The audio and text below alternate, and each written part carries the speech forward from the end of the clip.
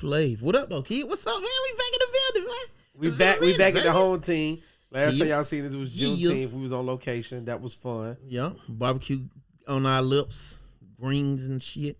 Something like that. But yeah, we back at the crib.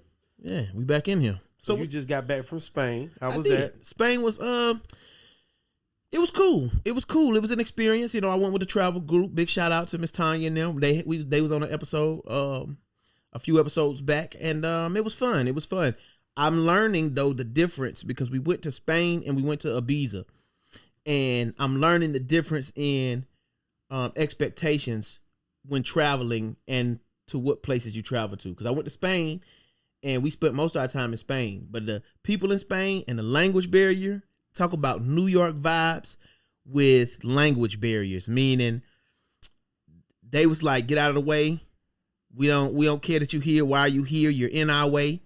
You know, as soon as you try to talk to them, and then they gotta work to understand you, and you working to understand them, but at the same time you getting heavy. Move around. I gotta go to work. I'm on the way to work. Now, when we went to Ibiza, which is more like a vacation spot, the people were more glad to see us. They was like, okay, we know y'all coming. Y'all always coming here. Mm-hmm. And it was cool. It was cool. It was interesting to see because it was all white people everywhere, or Spanish people. It wasn't no black people unless they was African. So it wasn't no black like you and me black. He was black like your hair black. And that's it.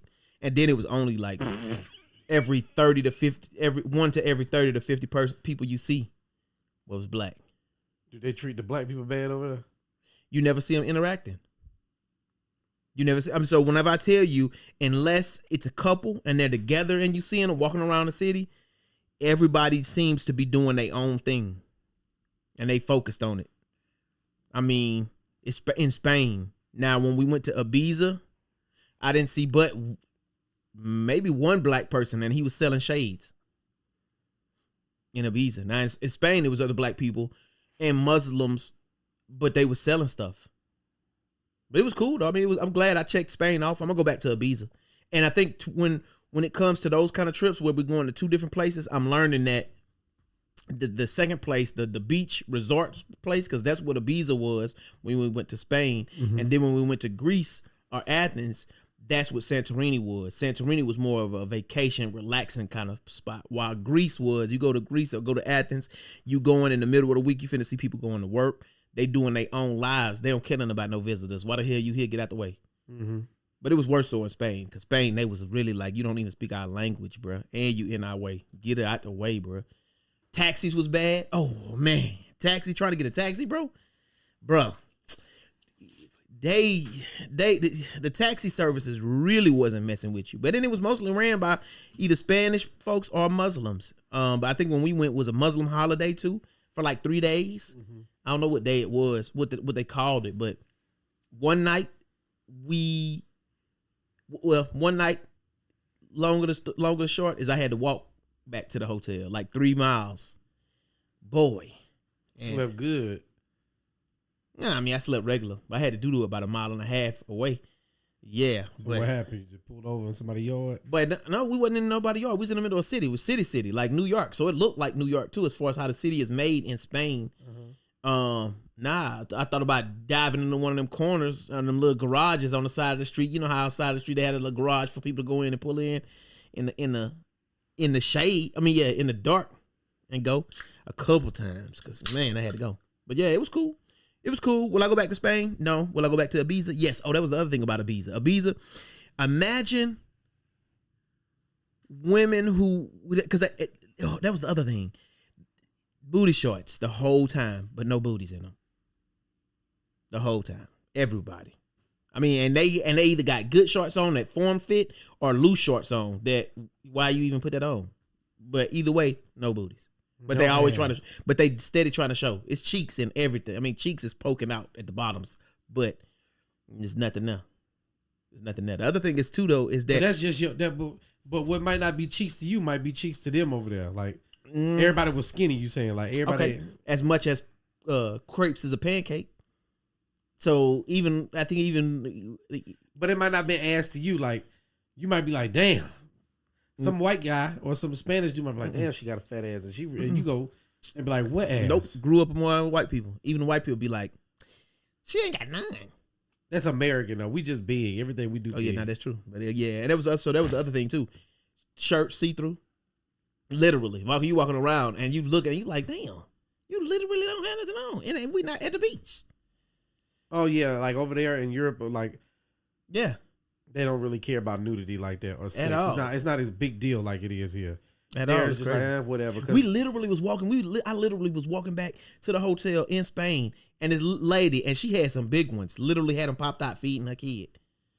And, I love that. and I love when to she see would've women seen us, though- breastfeed in public. I tell Hannah that all the time. yeah, That's like one of my favorite things. you'll let Hannah do that I love when she breastfeed in public. in public. I love to see women breastfeed in public. It turned me on. Only if they look good. If they ugly, then I'm like, Damn. it's a kink. And everybody's like, well, you shouldn't kink. You shouldn't make feeding a baby a kink. Like, well, it's better than being like, don't feed in public. Because a lot of people be like, we don't want to see you feed in public. And then you got people like me that's like, ooh, this shit kind of hot. Please feed in public. Like, giving a baby nutrition shouldn't be a kink. I'm like, I guess you're right, but pick a battle. Shit, I don't care. Oh yeah, they doing too much with that. But yeah, in They Spain, doing too much by saying don't make it kink. I mean, yeah, you make a kink. I felt the same way. to We be. went to Italy. Mm-hmm. They have out damn siesta time, and then people just come from work and like they work clothes, collar shirt, and just take their clothes off. Women just have their own drawers, and then they take their bra off, just lay right there on the beach. They don't give a fuck. nobody else cares. It's just like fuck it. I can't get a tan. I got 3 hours off from work. I'm gonna read my book, take a tan, get me a nice little glass of wine, and then I'll go back to work. Dang. Wait, so in the middle of the day they go to the beach, get naked, get a tan, Not put their everybody, stuff but back they on, and have go back to work? something. So in Italy, and a lot of and a lot of European countries, I think do it, but I know for sure in Italy, they have something called siesta. Mm-hmm. So from like 12 o'clock to 3 o'clock, everybody shuts down. The kids come home from school. All the restaurants close. Yeah. So let's say grandma and mom and grandma run a restaurant. Yep. At 12 o'clock, the restaurant closes. Yep. The kids come home from school at 12, have lunch, eat with their family, take a little nap. They go back to school, and then they don't come home till like 8 o'clock. Yeah. So during that siesta time between 12 and 3, and I had to learn this the hard way because from jet lag or whatever, that's the time that me and Hannah, we'll get up at like 9, we'll get up at like 10 o'clock their time, get up for 2 hours. You get up, figure out what you want to do. By the time we get outside, it's 12 o'clock. It's like, damn, I'm hungry. Oh, and they shut down. Right. Yeah. So it trained us to get our ass up earlier. Yeah. So then we start enjoying the siesta time like everybody else. Go to a restaurant, get something to eat right before siesta. You see the same people that were serving you. Now they on the beach topless, laid out, getting a tan, smoking them skinny cigarettes. Everybody drinking a little glass of wine, eat a little croissant, something light, go back to work, and then everybody eat dinner at 10 o'clock at night. There's no, that's what I did like about Europe or about Italy. It's not like here where we do everything based on the kids. Over there, it's like, no, we're going to do what we want to do, and the kids will adapt. Yes, I'm a firm believer in that kind of life.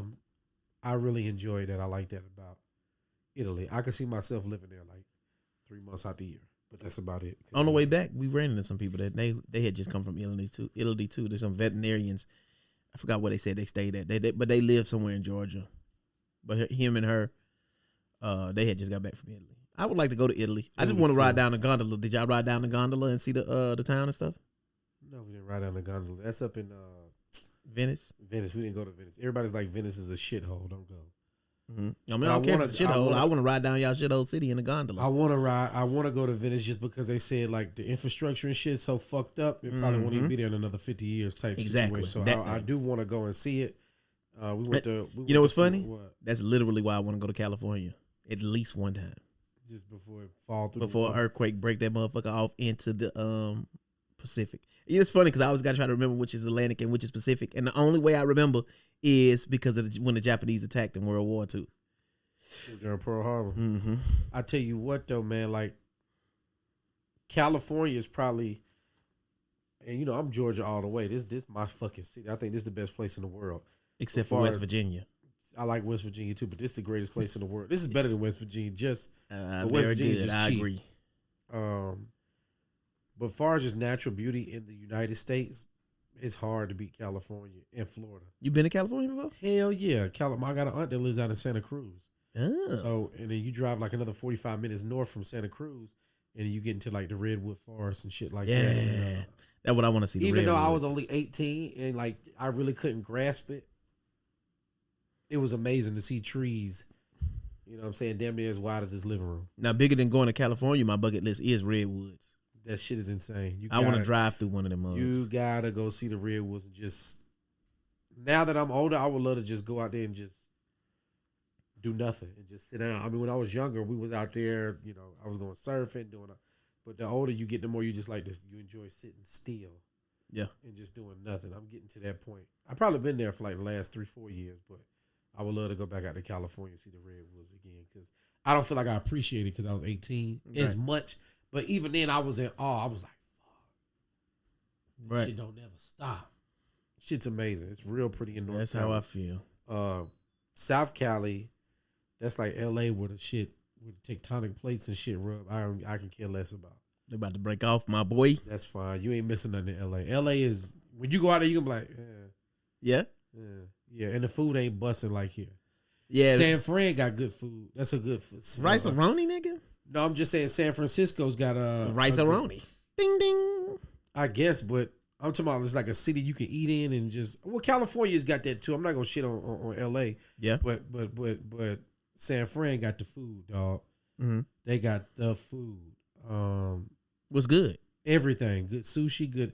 Got a big Asian community out there. Oh, that'd be dope. San Francisco, in like the Oakland Asian area food too. And stuff like that. And then you can go to Oakland. San Fran's right across the bridge from Oakland. You can go to Oakland and get you some hood tacos. Or, well, LA got tacos too, but I'm just saying as far as like a good diversity of food, San Fran, I'd probably go to San Fran before I go to LA for an eating trip if eating is my goal. Because for me, I like to travel, but more importantly, I gotta like the food before I go there. So I like Mexico because I love Mexican food. I love tacos.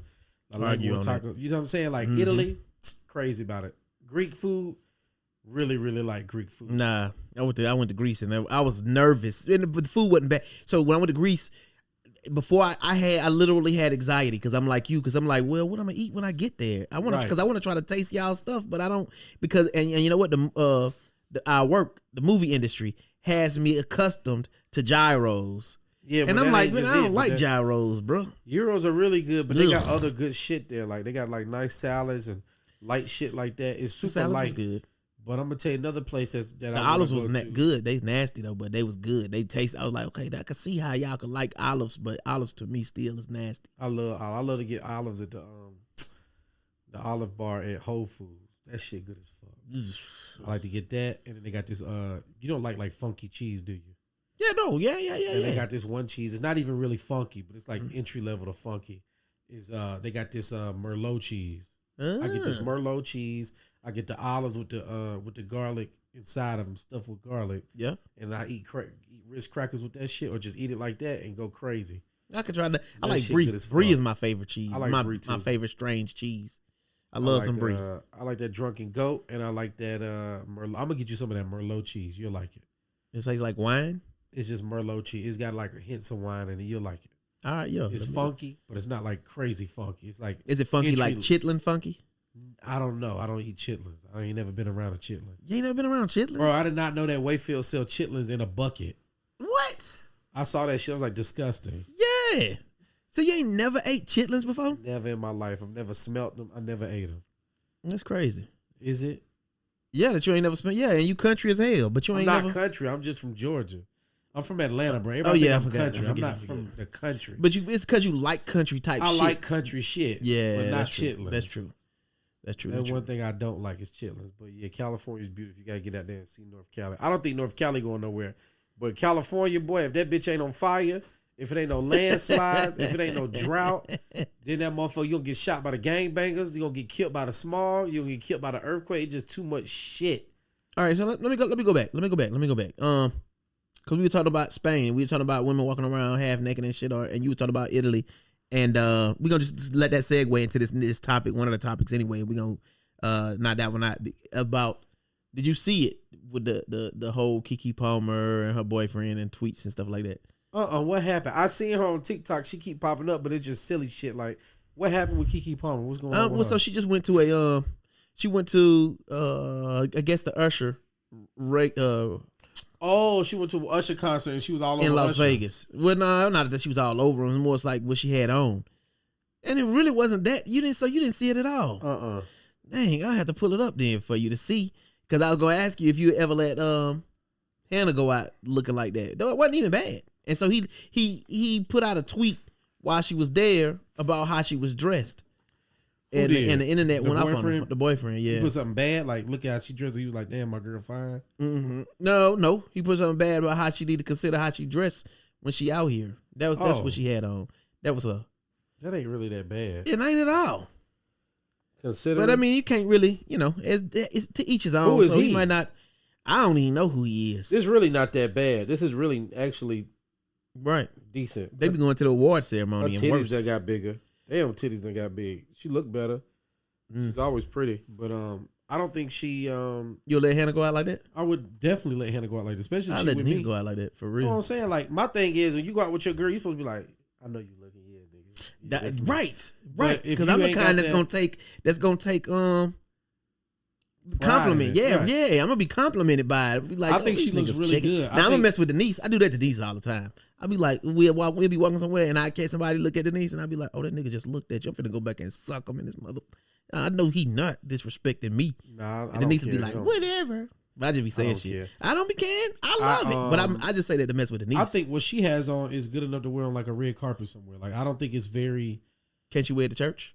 Not church, but can she wear it to the mosque? Definitely not to the mosque. But I've seen way worse. I've seen way worse at Walmart on goddamn boy. You know what I'm saying? At the Walmart in the hood. Boy. Bitch be dressed thugged out with a bonnet on and whole ass out, whole coochie lip out, titties out, pierced titties swinging left to right. I done seen way worse. You walk in Walmart looking like the meat. I ain't gonna do KeKe. I think she looks really good. You walk in really Walmart nice. Looking like the meat department. Right. I'm like, yeah. She looked really, really good in that photo. And she was working meats. If she don't, that kind of shit also come with, you gotta understand she a celebrity. Mm-hmm. If she was a regular woman, she'd probably be like, okay, I'll take into consideration what my man's saying. But the fact that he probably not no celebrity, he probably not on, why did he wait till she got all the way out the house to say that? If you felt that about it, you should have just been like, I ain't going to. It could have been a situation that he was, if they don't stay where. Oh, that's true. If they don't stay in Las Vegas, she probably bought that to change into. I thought she looked really good, to be honest with you. I think he's just a hater. Yeah. He just slick mad because he just a peon. She looked really good. Yeah. Honestly. Yeah. Next subject. Shout out to KeKe Palmer, fine ass. I'm laughing though in the comments. People are saying that he don't even got no job. So he shouldn't even have an opinion because he ain't got no job, which is exact that part.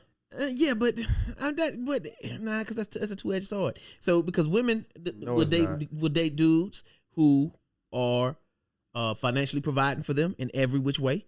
So does that mean they can't have no opinion? The woman, right? She can go, but exactly. But she's supposed to. But that's the gender norm. She's not supposed to work. Gender norm is for a woman not to work. In most countries, other than like America or first world country, a lot of women don't work. They'd be like, even if they do work, it just be on some like, this is just like my play money or just extra money for the house. But that's my the man problem, take care though. of everything. Like I don't really need the money. But if you the man and you're supposed to be the man, you're supposed to work. Right. See, but to me, that's the problem nowadays, though. Is because we want to confuse what the roles is.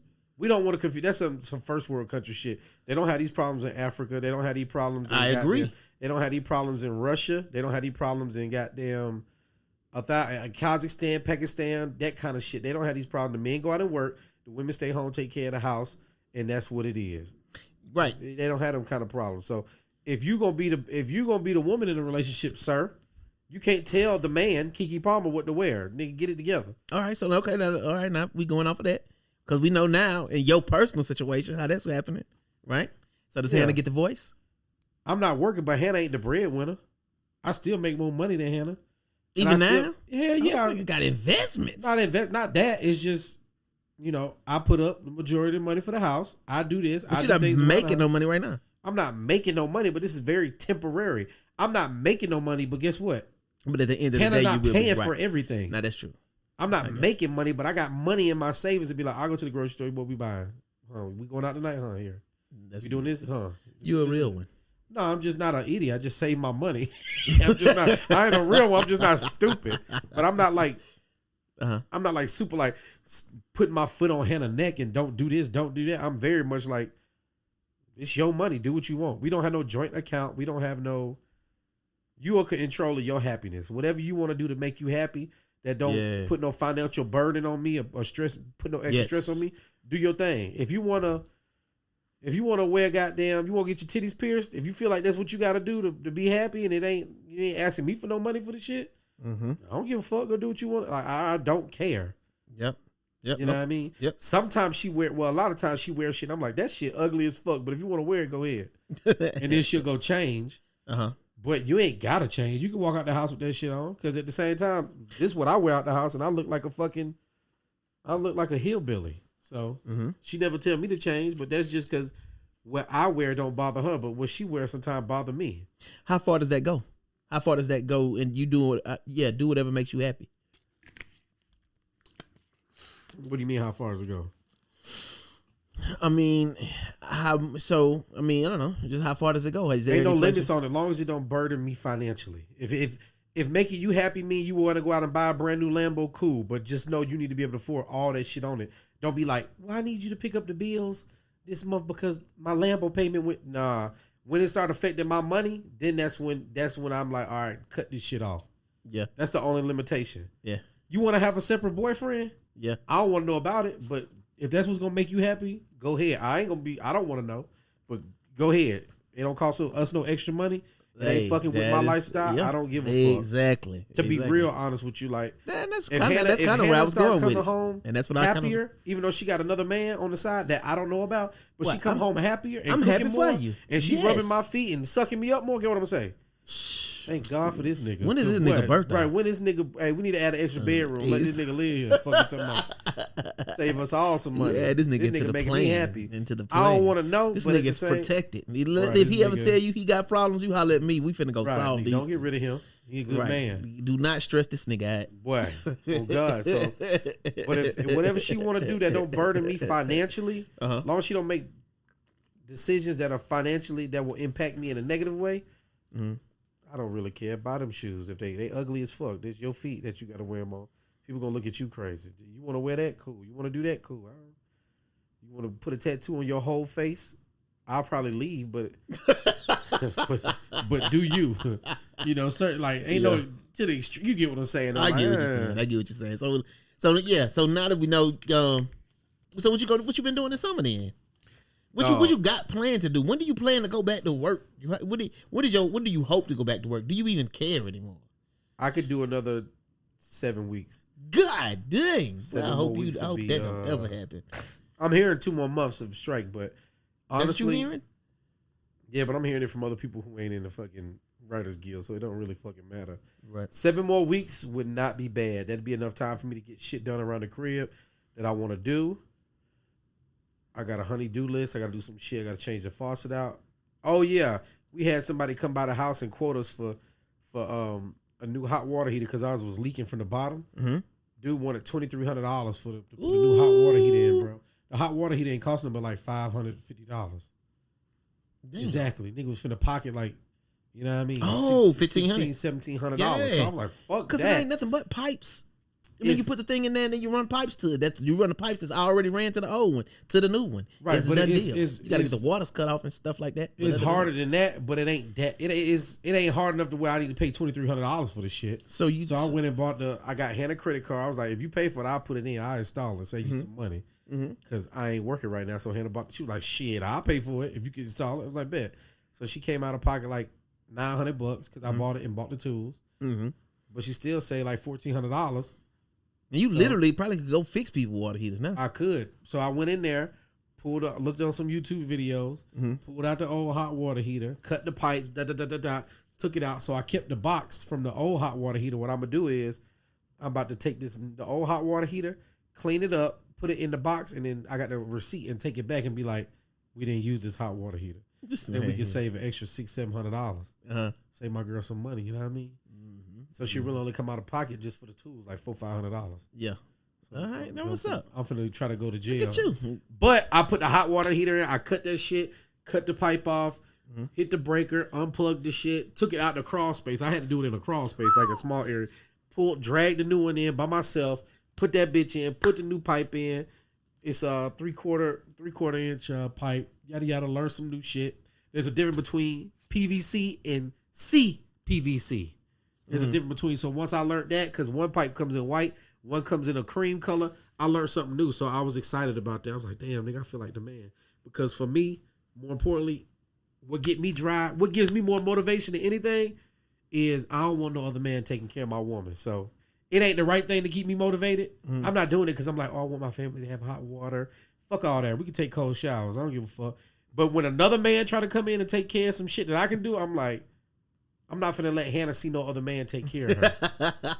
I'm not finna leave no room in her mind for none of that shit. You need new brakes on your car? I do it. We built different. I am, I guess. So one time she wanted this dresser built from IKEA for our baby. Yeah. And I was like, bro, I found some lady online to just build it for $100. She's like, you gonna let somebody else build it? She goes, my sister's boyfriend built his. I said, fuck it. I went in that night, nigga, from 1 o'clock to 3 in the morning. I built that goddamn dresser. Ain't nobody finna show me up in front of me, in front of my woman. Ain't no man finna come in there and hit me over the head for $2,300. And then she could be like, if you was a real man, you did it yourself. That's some shit she would say later on down the line. So for me, and we was arguing that week because you like, you don't do shit around here but fish. I had did all kind of shit around the house. See? You don't do shit around here but fish. See? So I went ahead and put the hot water heater, and now it's like, I don't do what around this motherfucker? That's right, bitch. I'm the man in this motherfucker. So my dick was real big. It's still big because we just got this. So every time she turn hot water on, yeah, bitch, that's me. I did that. I'm the motherfucking king of the hot water on this bitch. So yeah, ain't nobody doing shit for my woman except for me when it comes to shit like that. Yeah, you know what I'm saying? If she need open heart surgery, it better be a female doctor.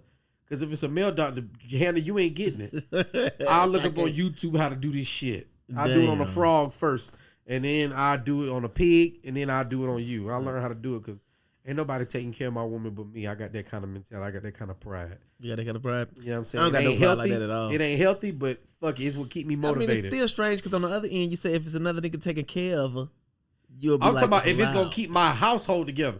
Now, he can't come over there and start fixing shit. I'll beat his ass. Right, but if he fixes shit at his household, cool. On her? Bro, if he fixing her shit. He can't hit it like I hit it. If he hit it good, she say, he did this move and jumped off the ceiling fan. Well, I guess we finna be practicing that then.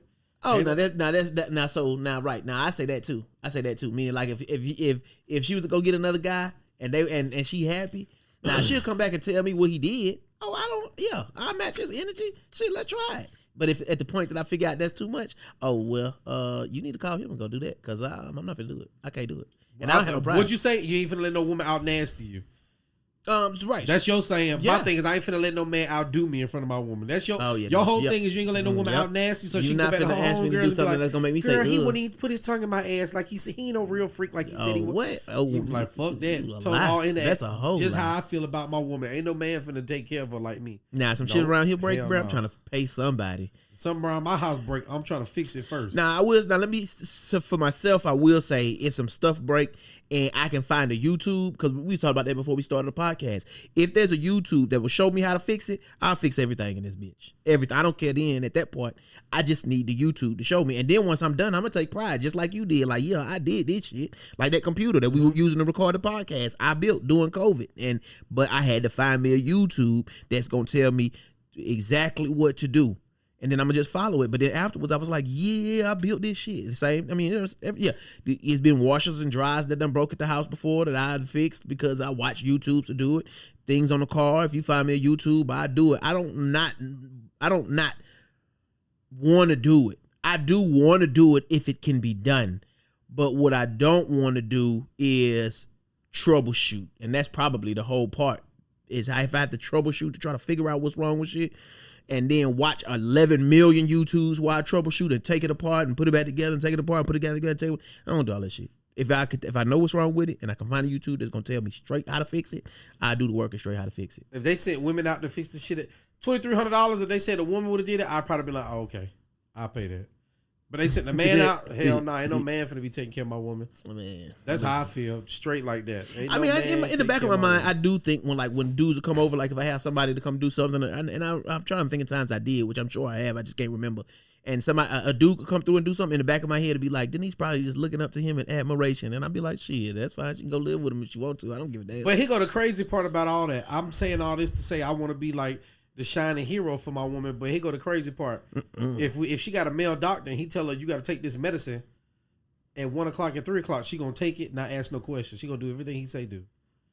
If a goddamn accountant, male accountant, tell her make sure you do this to get your credit, fix your credit, she gonna do everything he say do. But the man that love you, I be like, baby, don't do that, because if you do that, it's gonna cause this, and then it's gonna make the kitchen stink, and then da da da. She ain't gonna listen to me. Yeah. And I love you. Right. But you'll listen to these strangers. And they don't even know you. That would be killing me. That's the part that be killing me. Like, so at the end of the day, you never can win. She ain't never gonna be happy with everything I do. You can't win, you can't break even, and you can't get out the game. I guess I'm gonna have to take on a cruise ship and throw her ass over the side. Nah, you'll probably wind up jumping too. You crazy as fuck. Nah. That's one of my biggest fears. I don't want to die drowning. I don't want to die getting eaten, and I don't want to die burning. Yeah, but I'm only just saying you're not gonna like to live without Hannah. So whatever you do to her, your ass is soon to follow. 3.5 billion women on this planet. I'm sure I could find somebody else that'll come close or better than Hannah. Same here. She can find somebody better than me. I can believe that. Better than me, right on our same street. Shit. I could believe that, but y'all been together how long now? Long enough. Man, well, see, in all of that time, you hadn't realized how much you have curated her into exactly what it is you want her to be. She ain't listen to everything I say. Whether on accident or on purpose. Because it's the same thing with Denise. I mean, I might fuss and say Denise don't do, and I wish she'd do da da da da da da da da da. That's how come earlier on in our first episodes, our earliest episodes, I was able to see and tell you there's not going to be another, because she's curated to my what she knows is going to piss me off and to have me in a bad mood. She used to putting up with. I had to go and train somebody else to accept who I'm not going to. I'm going to always be. Well, that's same all right, because I got a new dog that I'm training checkmate, and I don't mind retraining something if that means it's gonna be the way I want it to be. Oh yeah, no, that's true. And wait, it's a female? I'm talking about anything. If I gotta train a parrot, an owl, a fish, I don't give a damn. I don't mind putting in the work because I got the patience with that. Right. All right, I get it. So Hannah, act right. I get it. Your ass be on that cruise ship. Dang. Wait. If you scared of drowning, you gonna take a cruise? I done been on a cruise before. I'm talking about throwing her ass off the side. That's what I'm gonna do. I don't know what I'm talking about. Really taking her. You scared of? Yeah, no, I know. But I'm talking about because you scared of drowning. But then you go kayak. You got the kayaks. That's the other thing you're trying to do this summer. You're trying to get me to come out there with the kayak. I ain't trying. You coming? So I'm coming. Hey, I just bought a new kayak 2 days ago. Another one off Facebook Marketplace, $600 kayak. I got it for $250 in Macon. So I drove down to Macon, got it, washed it up, cleaned it, nothing wrong with it. Hopefully it float. It might not float, but the dude I got it from, he got it from another friend who was on hard time. He was like, bro, I ain't even use a kayak. I'm moving, so I got to get rid of all this shit. So I got the kayak. It's the same brand as the one I already got in the Sin. I got an H12. This one is a Sin 10T. Like it's 10 feet long, but it's a specific for fishing. The one I got is for duck hunting and fishing, or just recreational shit, period. But I got another one just because I got people hit me on Instagram when I post some of my fishing stuff. People like, bro, you fishing? Bro, I want to go fish. But now I don't want to fish off the bank no more. I don't got bougie. This kayak shit is like a game changer because you can cover a lot more water. Because with the fishing off the bank, you can only go to certain spots. And then I be trespassing, so I can't go to so many spots. And there's tree coverage, and with the kayak, you can fish anywhere, and you don't be losing lures like that. I got some expensive lures. That's true. That makes sense. I got lures that are like $8, $10, and people are like, oh, that ain't expensive. But when you got a whole bag full of them, different shit. You know, my tackle bag probably worth like $300, and that's not relatively a lot. But if I can avoid losing a $10 lure, I'm gonna do what I can to avoid losing a $10 lure. So it's been nice because I've been able to hit different bodies of water. I've been catching big fish too. I've been able to get in certain spots where big fish are. So you done already took it out? I've been on it for like the last 3 weeks. I bought it 3 weeks ago, the first kayak. Right. Then I bought another one. Right. Because people were like, oh, I want to go fishing with you. But I'm saying I'm not fishing off the bank anymore. Right. If you want to come fishing with me, you're going to have to get in this kayak with me. Yeah. And if you're cool with that, then we can go fishing. So then I just bought a new kayak a couple days ago, and I just bought a double up kayak rack for my car. So yeah, man, you got to come out and go fishing with us, bro. Like, come on, I'm ready. So the person that got me into the kayak fishing is a friend of mine named Kyle Linderman. During COVID, he was like, let's go fishing. So I would meet him at places like 5:30 in the morning. We fished from like 5:30. This is before I had the baby. We fished from like 5:30 in the morning to like 2:00 in the evening. Yeah. From the bank. But he had a kayak. And once I got this kayak, I'm telling Kyle, like, I should kick your fucking ass because you should have been told me to get a kayak. It's way more fun. He's like, well, I told you, but, you know, it is. I ain't trying to be pushy. Listen. So I was like, why didn't you be pushy? Sometimes you got to push people. That's true. I was eventually going to get one, but because of this shutdown, this is a perfect reason to get one. So it all worked out perfectly. So now I got 2 kayaks, and if you want to go fishing with your boy, yeah, come on. I probably got to go buy another rod today because people like, well, I don't have a fishing rod, and I don't want to sacrifice none of my rods. So how many rods you got? 3. You only got 2 hands, so you got an extra 3. one. You need 3 rods on a kayak, bro. That's relatively low. Most people carry like 5 or 6 rods. and they be fishing at all of them at the same time. Not necessarily all at the same time. So let's say you have I got 3 rods, and this is my logic because I like to be very utilitarian and practical and tactical about shit. So I have 3 rods. I've got 1 fishing rod with 40-pound test line. That's my top water rod. I throw the whopper plopper on there, a spook, a Texas rig, anything that floats on top of the water. Mm-hmm. Then I got a mid-level rod that I work in the middle. It's for crankbaits, spinner baits, baits so you have top water baits that bring fish to the top. You have middle level baits like a crankbait or a crankbait, jerkbait, spinner baits that they float in the middle. And then you have things that work the bottom, like your Texas rig, your Carolina rig, that you throw it, you wait for it to hit the very bottom, and you bounce it off the bottom. So I have 3 rods for that purpose. Yeah. So I don't want to sacrifice none of my rods. So now is the rods also for the line that you're gonna use to do it all? You could do it that way, but I'm not a very I'm not like I got 3 of the same. I'm very brand loyal. I like Abu Garcia. Okay. So I got the Revo X. I got 3 of the same exact rod, size 30 on all my rods, and I've got a medium heavy rod because that's like the little black skirt of fishing rod. Uh-huh. Medium heavy, you can't go wrong with a 6'6" or a 7-foot medium heavy, and then I got a spinner rod just because it makes life easier. Everybody's like, oh well, you shouldn't, fish piers. Oh, you shouldn't use a crankbait on a spinner rod. You can cover more water and be a power fisher if you use it on a bait cast. And I'm like, yeah, but I don't want to deal with that. Boy, that's technical AF. But I don't want to be that technical. You see what I'm saying? Like, I'm catching fish just fine. Yeah. I'm comfortable. I'm catching fish just fine. And until I feel like I need to step it up and do something like that, I'll do that. But in the meantime, I'm just having a great time with what I'm doing. I'm technical. I'm a finesse fisherman. I'm not like a power fisherman, but I also I'm having a good time with the gear I got, and I don't want to sacrifice any of my rods to come out there with somebody else, and then they break them, and then or something fuck up, and then so I'm gonna just get a rod that can just take a little bit more of a beating, and probably go to Walmart, get like the best shit at Walmart because I got my shit from Bass Pro. Mm-hmm. I'll just get some really nice shit at Walmart, and then that'll be the one rod that I let people use because I ain't sacrificing one of my rods. No, I get it. Yeah, and if y'all do come fishing with your boy, bring your own water and your own snacks. Because if we're going to be out there, from 6 to at least 11. We're going to do at least 5 hours of fishing. That's not that bad. I could do that. I'm scared you was trying to be out there. We like pulling a movie shift, 12, 15 hours. No, I like doing, so it's getting hotter now. So me and Kyle we're going out from like, we meet somewhere at 5:45, get the kayaks in the water, be on the water by 6. From 6 o'clock to like 1 is usually what we fish, but it's getting hotter and hotter. Mm-hmm. So we like, fuck that. So I've been going home earlier, which is nice. And then I just sit in front of the fan on the floor and just take a nap for like an hour and a half, eat a snack, and then wake up and then go pick up the baby girl or do something around the crib. But it's been kind of nice, man, to just have this break and just kayak fish. Yeah. I mean, you going on trips, I'm fishing.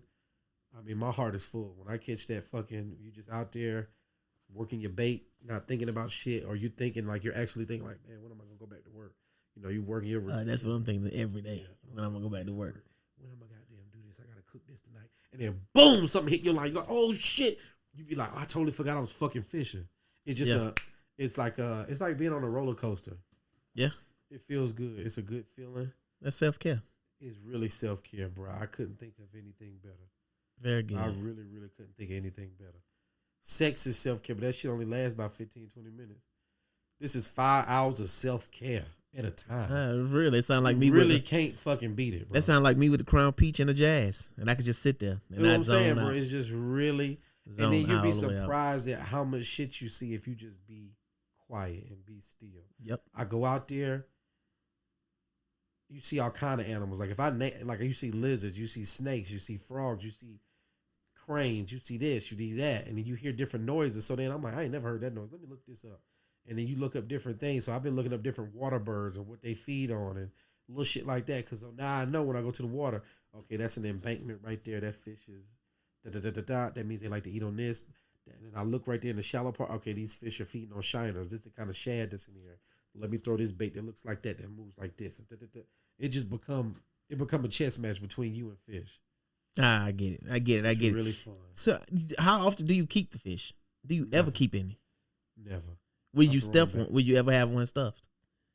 Like, is there a fish that be like, if I caught this, I'm finna get it. Do now? Take this to the taxidermy. Because people that like bass fish are very, not all people, but most people that bass fish. I ain't gonna lie.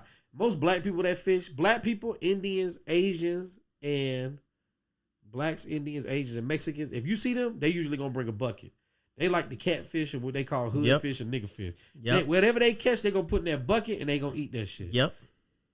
Usually they not catching bass, they catching brim. Oh yeah. Catfish, panfish, and then like crappie. Crappie. I finna say crappie.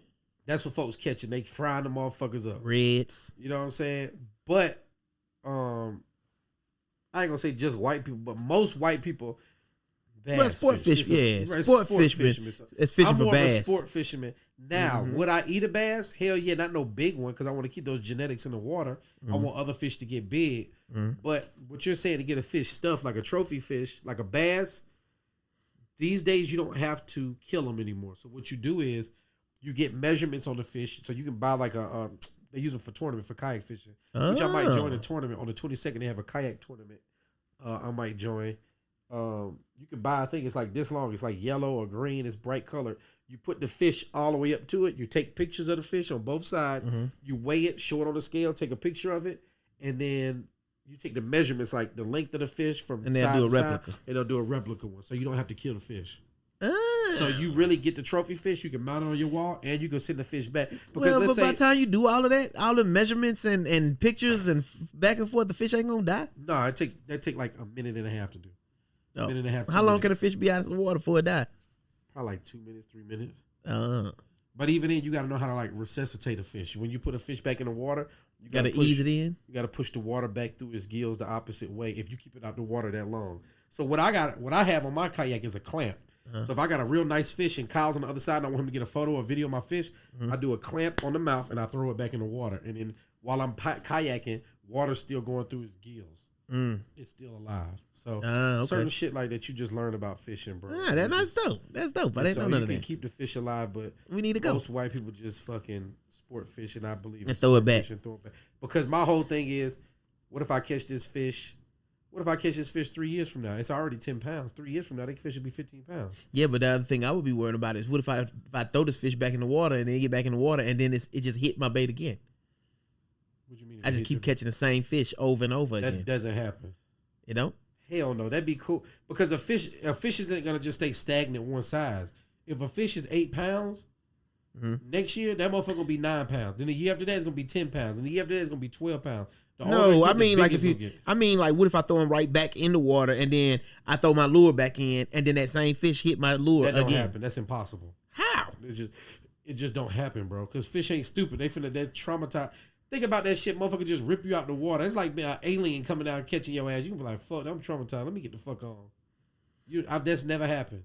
I've never seen that happen. Where somebody catch a fish, throw it in the water, cast a line out. Yeah. Because you throw the fish back in the water where you standing or where you at. Cast your line 50, 60 feet. You think the fish is going to be back 50, 60? Okay, well, can I tell you what? So what do we think about this, though? I take the fish out of the water. I remove the lure. Right? The fish ate the lure because the fish was hungry. I put the hungry fish back into the water and then throw the bait, the fake food back into the water. He gonna see the fake food again because he's still hungry. He gonna say, man, that shit right there is the same shit I tried to, man, fuck that. I'm finna go chill for a minute. Is he gonna say that? I've never seen that happen. I'm not saying it doesn't happen, but that's like somebody hitting a full court shot and then hitting another one right back to back. That shit just don't happen. I'm not saying it don't happen. I've never seen that happen. I've watched a zillion fishing videos. Fucking Bill Dance, John B, Ish Monroe, fucking Brian Latimer. I watch a lot of fishing shit. And I never seen that happen. Well, Never. so listen, all right. So then when I come fishing with you, then we gotta catch something because I feel like I want to be excited about fishing like you excited. There's times where I but still, as much as I know about fishing, I really don't know that much. I still get zeroed out. I still go out there for 5 hours and don't catch fish. Still. So what happens if I go fishing with you and then I don't catch nothing, and then I start going fishing with Uncle E, and then me and Uncle E best friends, and I'm fishing and catching fish? You gonna be mad? Why would I be mad? You catching. Shit. Fuck no, catch. Nah, I just messing with you. You got to catch, bro. I'm telling you, bro. It's fun. I know catching. I've been out times where I don't caught 15 fish in a day.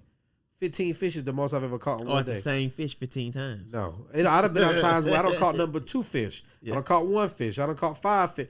It just depends on the day, bro. Sometimes the day is just like, it's your day.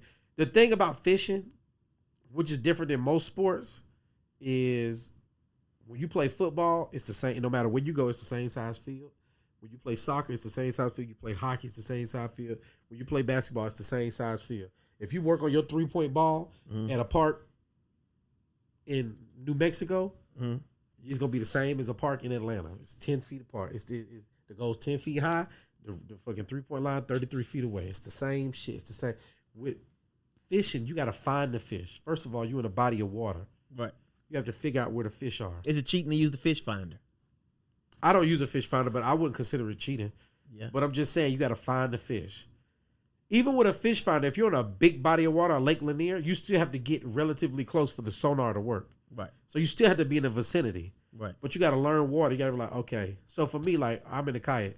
Okay, the last 2 days it rained. Let me look at this body of water. Okay, there's the drain pipe. That's fresh water coming in. Most fish like to hang around where fresh water are coming in because that means it's pushing in bugs and stuff that got knocked off trees that are in this water that get pushed in. The little fish eat them, and then the bigger fish eat them. So let me fish off this drain pipe. Okay, what color fish are those? Those are silver with a black spot. Okay, those are shad. Let me switch my bait up to a shad color and throw it in and work it like this. Okay, that's not working. Well, let me try top water and bring it back and have a follow-through bait. Okay, that's not working.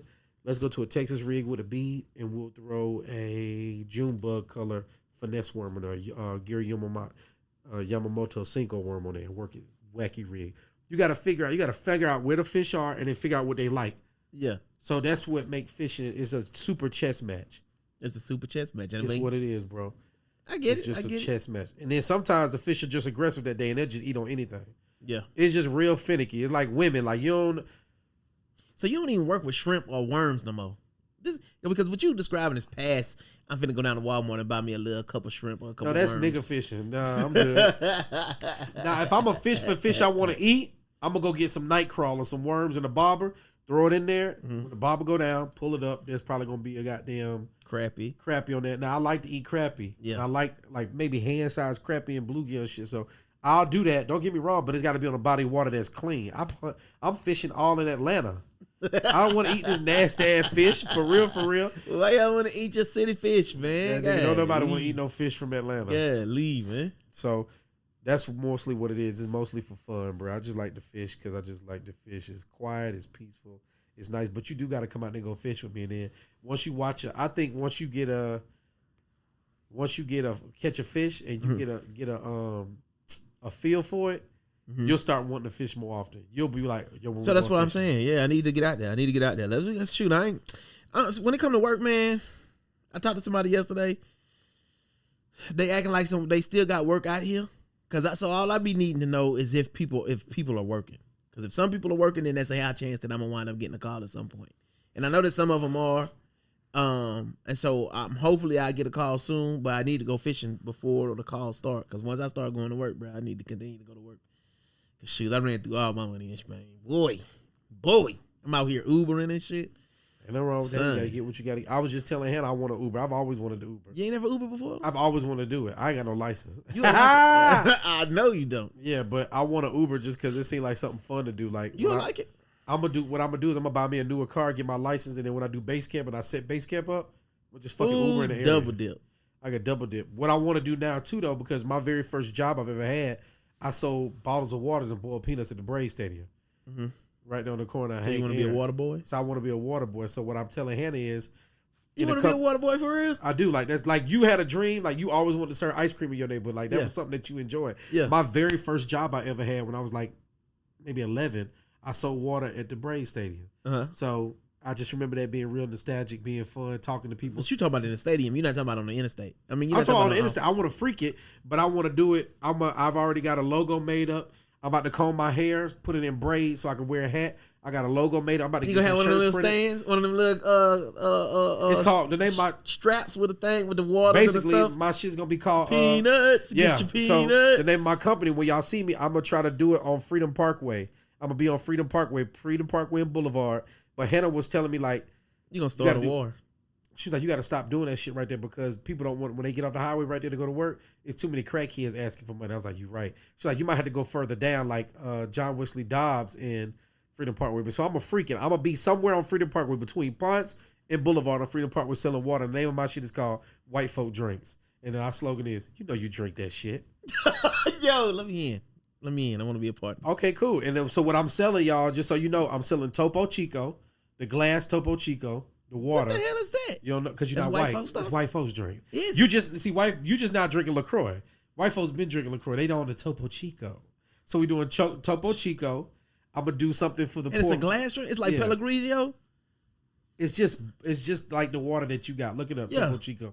You've seen it. So you got Topo Chico. I'm gonna sell Topo Chico. I won't in on that shit. I want to do that just for the fun. For the white people that's from the suburbs, I got that really, and black that's people. A good idea. That's a good ass idea. I got Red Bull. They gonna love that shit. Red Bull. And then I also got, you ever heard of La Colombe coffee? Like cold brew coffee? Oh, I've seen Cologne? Topo Chico before. That's what I'm saying. So I'm going to sell 3 drinks. And Hannah was like, just keep it simple. So I'll be selling drinks for like $3.50 or maybe $4. Once I get it started, I'll be able to bring you in. But let me just get it started because then I'm going to do the GoPro on my hat, record the shit because people like to see interactions and stuff. But it's going to be called White Folks Drink. White Folks Drink ATL. We got an Instagram coming next week. And if you white, our slogan is, you know you drink that shit. Son. But I just want to do it, not even for the money, bro. Like, I got so many ideas that I want to do. You gotta still offer a hood option. Huh? So like a fake Red Bull. Red Bull. That's not a hood. I would guess it is. That's in the middle. But that's what I'm saying. I'm not trying to sell because when you sell certain to certain people, they'll lowball you. Like, bro, goddamn. Then what you? Nah, it's called White Folks Drink. It's catchy. Because white folks gonna drink it. I get it. But I think also white folks will pay for the nostalgia. Meaning like if you selling like a Kool-Aid or like the little barrel jugs and then you sell it for like $1.50, $2. Now of course that drink is probably what 25 cents. I'm not. And they'll be like, oh real now, but they finna be like, oh I remember that. Let me get one. No, I've never seen Gucci on sale. I hate when folks do that because I done entered into your idea and tried to upsell you on better ideas. It ain't better. It's just ghettoer. It's making it more affordable. I hate when people do I'm not trying to do stuff to make it more affordable. It's all about. It ain't about making it affordable. No, I'm saying it's about exclusivity. I want the top shit. I like good shit. La Colombe is good shit. What is La Colombe? Look it up. Get your shit together. Topo Chico. And then I have an option that everybody drink. Everybody like Red Bull. So I guess. That's what I'm saying. If it's not for you, this caviar. It's not for everybody. Spell it. La Colombe. LA space COLOM. OLOM. Oh, okay, La Colombe. Okay. They make cold brew coffee type shit. I'm trying to find an image to see if I've seen it before. You've definitely seen those cans before. Yeah, basically, barely. Yeah. But they matter of fact, my homegirl just sent me that she talking about she making cold brew. She trying to learn how to make cold brew, and I think Denise got this. The big bottles. But it's not exclusively to white people. I just said white folks drink because it's funny. Right. I thought it was funny because I was I love that. Because these are the drinks I wanted to sell anyway. Let me be a partner. I want to be in. Okay, well, let me get it started first before you get in. What if it don't get started? What if it don't be good? Who gives a care? It's just like being a podcast. Yeah. The podcast may never work. We may always be relegated to this room right here, and we may never blow up. But guess what, though? It's therapy for us, though, and we going to keep doing the shit. White just like that right there. White folks drink coming soon. I'm going to laugh my ass off because it may not blow up, but the responses you get from the people that take to it is going to be worth it. I was saying, once I get on Georgia Follows, the ATL Scoop is over with. It's going to be up. Matter of fact, right. It's then really I'm going to turn get people into, to goddamn, I'm going to have to get a storefront. It's really going to turn into, I'm going to be like Slutty viral. Vegan. Might fuck around and take off. But you got to have something on that's going to give you a reason to open up a storefront. Yeah. Because you can't just open up the storefront just to sell La Colombe. And El Chico. Yeah, you're right. Because then I start doing this is my 3-month plan. If I get real good customers, I was gonna go home and make my own agua fresca, cucumbers. lime, agave, and then sell those. Ooh, now you know what? Now that might work because for the whole tequila thing. Just like what Puffy got into the tequila business, and then you see everybody, and I understand they did it after he did it, but then you got George Clooney, you got all these other people who got their own tequilas. It might push it just like beer. You know how people get their own beer and come out with these distilleries and stuff. Now but I really wanted to do it because if I just broke even and I didn't get paid by the hour, let's say I spent up front $1,500 to get started, and then I made $1,500 in 2 weeks. $700 to come from me. But you know what I'm saying? Whatever the price is, I'm just really doing it because I want in. I want to just fucking be with the people. Because you know my whole thing is we're going to cut. Well, I ain't going to say that. Fuck that. I'm standing on what I'm saying. At the age of 45, 50-ish, I want to run for mayor of Atlanta. Like, that's my real thing. So if people can see me on the street selling water, I'm like, he ain't too good to fucking hustle. He ain't too good to work in the film, and he ain't too good to wash people's feet in the community. They'll be like, well, he a real man of the community. We should really vote for him. Like, that's the kind of shit. I'm just putting these little seeds out there because I really do want to run. I really want to run for mayor of Atlanta because as much as I talk about Atlanta, as much as good ideas I have about the city, I do really want, you know what I'm saying? I don't want to see my city grow too fast, too quick, and then the people that's originally from here get pushed out. So now here's where I want to do stuff to help. Here's where I do the shit that you hate. When I say, I too thought about that. But I thought about it at East Point. Meaning because I run all the time at East Point. And so you running don't got nothing to do with you running for mayor. Everybody man want to do everything I do. I swear to God. But every time somebody be like, I want to go to the moon. Well, but I got reasons for it.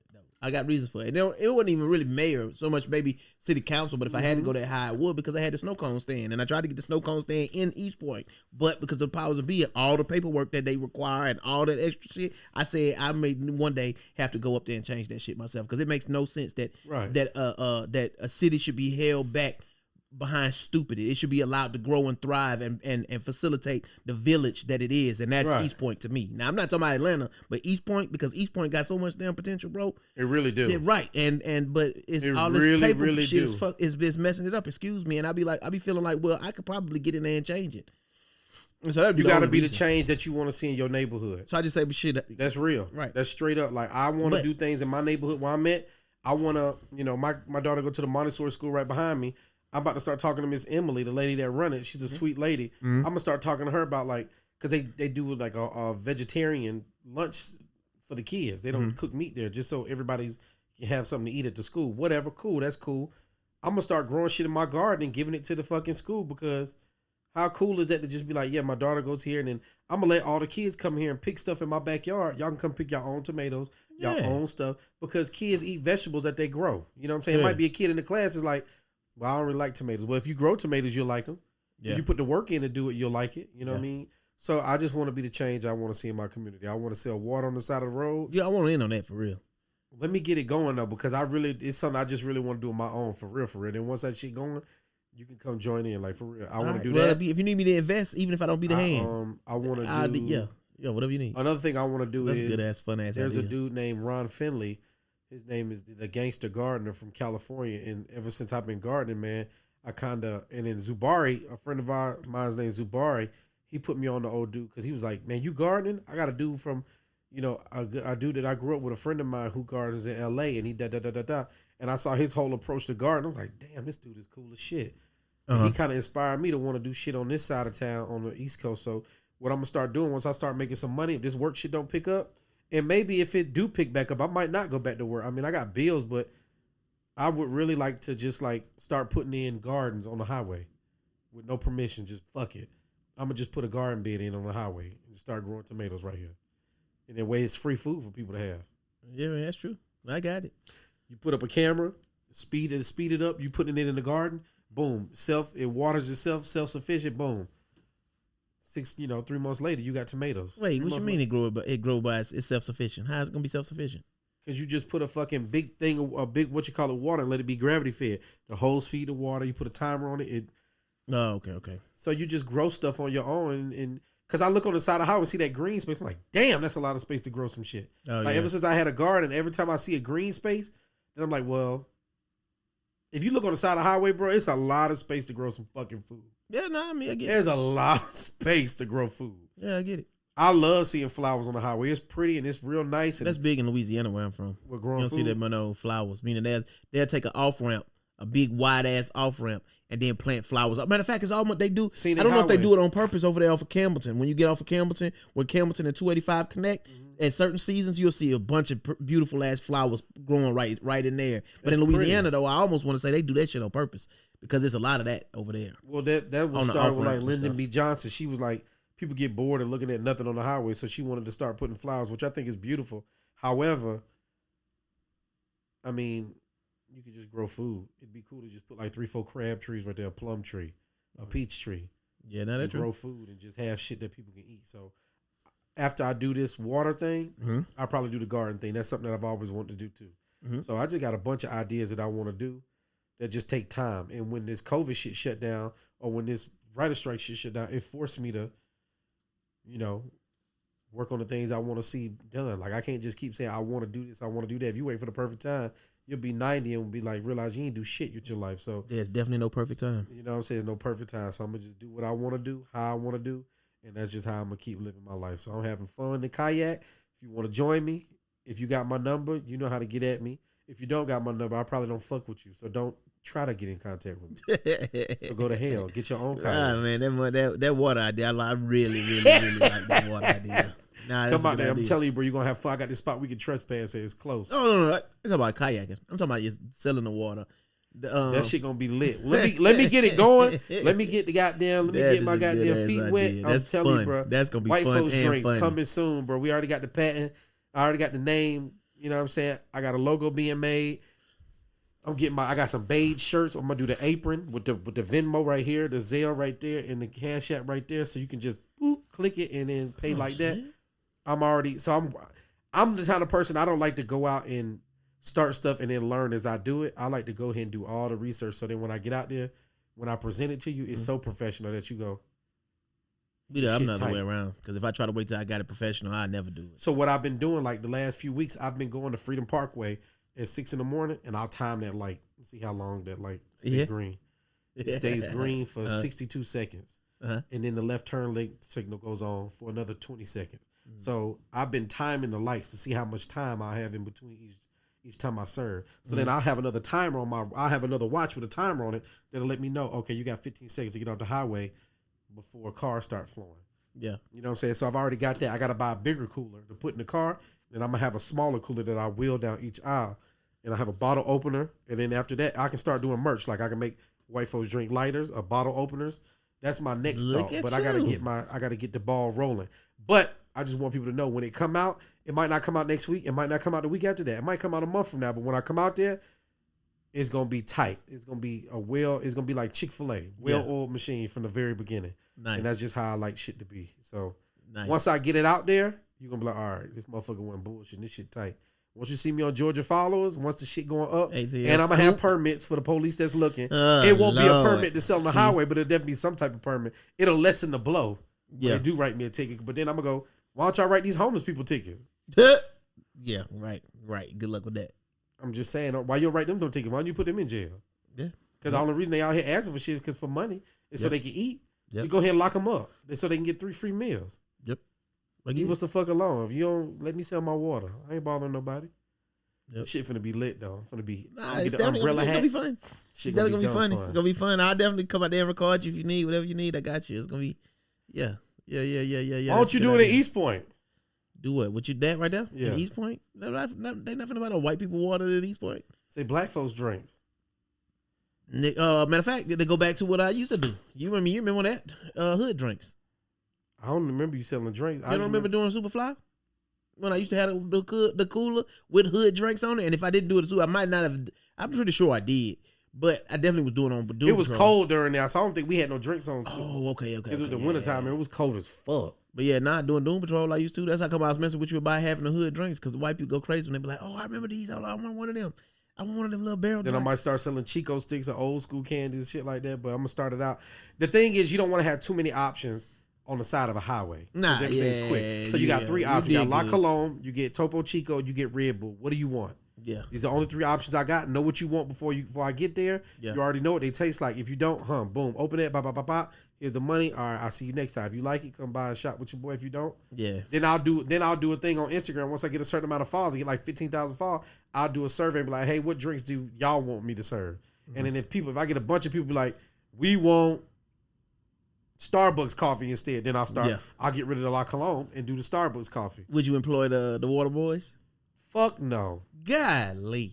I ain't gonna lie. I go get some kids from high school or some shit like that. Some kids like but that. They know to be high school age, don't they? Them niggas just be out there when it's school time, just with a pocket full of money and flip flop. It's not the problem that they selling water, and I get everybody like, bro, they could be doing anything. But when you got the case of water on the ground and you just selling hot water, it's just a bad look. Just get a better look. You can go to Goodwill and buy some khakis and a collar shirt. Mm-hmm. It's about the image.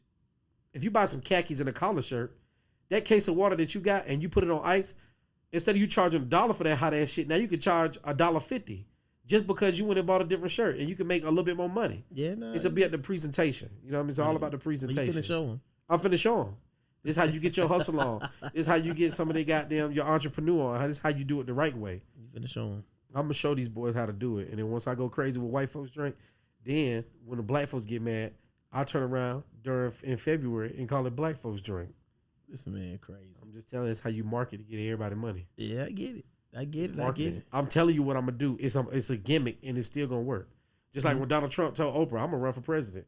And then when I run for president, I'm gonna run for Republican. And people still gonna vote for him. I say what I want and they still gonna vote for him. And that nigga did that shit. He did? Wait, bro, he said that shit in the 90s, bro. Watch Oprah. He was on the Oprah show like, I might run for president and I'm gonna say this. And them folks was like, whatever. He did that shit, did exactly what he said. I'm gonna lie. I'm gonna say this. And them folks, it worked. Motherfucker became president. Huh. You ain't know that shit? I'm Googling it right now. Look it up. Oprah. Yeah. You wrote something on there about shoot the hooch. Wait, in 1980. Oh, damn. It wasn't even the 90s. It was the 80s. You wrote something on here about shoot the hooch. You trying to shoot the hooch? Like Donald Trump. Donald Trump teases a presidential bid during the 1988 Oprah show appearance. God dang. Fuck, bro. I wasn't even 10 yet. Right. So you got cocaine in the White House. What the fuck happened in the White House? Oh, that was the other thing we was going to talk about. You ain't see that on the gram? About how they had found some mysterious white substance in the White House and tested it, and it turned out to be cocaine. And now they trying to find out who the hell left cocaine in the White House. That's a good question, because people that do coke don't forget where they put their coke. That is a good question. Well, whose coke is this? If they would have left it there longer, they would have found out. Somebody would be like, damn, that's why I left. I'm going to go up there at 2 o'clock in the morning to get my shit. Right. Well, they should just put a fucking camera right there. If he show up at 2 o'clock in the morning to get his shit, then we know it wasn't no visitor. Right. Which is what my point. That was my whole point about the thing, is that, man, come on now. Y'all act like the rich and powerful don't do cocaine. It's just cocaine. Y'all acting like somebody found cocaine in the White House. I don't give a fuck if it was crack. They doing cocaine in the White House. I say. It's the White House. Exactly. That's where you find it. I don't blame them. Shout out to people doing cocaine. Too bad they lost their shit. You know who probably would they and it's Ronald Reagan's. Since that's who let it in. They started. They found the cocaine from when Ronald Reagan was in there. It's still the same cocaine in there. Hey. You got Mariah Mills on here with Zion. That shit was crazy. Yeah. Shout out to Zion, man. Why you say shout out to Zion? Because that motherfucker getting paid not to play basketball, because the motherfucker ain't played the game and God knows how long, and he's still getting hoes. That's crazy. Well, I mean, that's yeah. That's the finesse game. Good for him. It's the finesse game. If he was playing, he wouldn't have no time for hoes. I feel like. He make time for hoes. He a corny ass nigga. No, then we just had a conversation about how niggas got to stay busy, because if they don't, then they be out here in the streets. Yeah, it's hard to stay busy in the off season when you a right. That's what I'm saying. So if he was playing ball, he wouldn't have time. He wouldn't have time for like 4 months out the year. I mean, he got 8 months to fuck off. I mean, is he practicing? Is he trying to stay on top of his game? How long do practice take a day? Right, but I'm saying 4 hours. Which, you know what? Which that leaves you another 10 hours to a whole other conversation. Which is, I think they need to start doing documentaries on the stars and what they did to get them there, what they was doing, like they worth ethic. Because I just watched a video of Michael Jackson yesterday, and they was saying how when Michael Jackson created the Beat It song, he had the whole thing in his head. He didn't even play no instrument. He just made the sounds that the instruments played and then laid his own vocals on top of it just to turn it in and be like, this is what I'm trying to get to. And that is amazing. Genius. Because that separates you, because when you see people, you be like, oh, I could do that. But that come with creativity. If you're talking about somebody like Zion, like an athlete, we all know what it takes to get there. That just take hard work. They say something like, and you got to be like physically gifted. They say something like, if you work on something an hour a day for 20 days a month, you'll be better than 80% of the people in the world that do. That's what my So what I'm saying is, is, if you already gifted to be 6'6", because the average height of the NBA is 6'6". Right. Let's say you're gifted to be 6'7". Mm-hmm. You fit the qualifications for height. Right. And now hold on, but you genetically gifted also, meaning you black. Not necessarily just black, because there's white people like Jokic white and he's hard. But let's just say you genetically gifted, like your mom was a track star and your dad played football, but you 6'7". So you already exposed to the athleticism from them. They might not know this specific sport, but they know sports. They know how to heal the body. You got parents like that around. You mix that with that, and then you just having hard work ethic, you're gonna make it to the NBA. It's just fucking given. And so that's what I'm trying to. But with music, that's different. Michael Jackson probably wasn't athletic or anything, but to have the music and to have the genius in your head to be like, I want this instrument to sound like this and have this pitch, and I already got that's different. Yeah, that's harder because Michael Jackson is very much average. But we are right. So to get to where he's getting, I would see what you're saying about that. But a basketball player, ain't no secret to that. That's just hard work. But with Michael Jackson, the right height. So then you would say that he probably could have done that without Joe Jackson, which we know was driving them boys. I don't know. See, good parenting though. Having both parents in the home and just good parenting, or just having one parent in the home that just has drive and just somebody that really believe in you is worth his weight in gold. I would say though, you don't even really have to believe in. You don't have to have people to believe in you if you believe in yourself.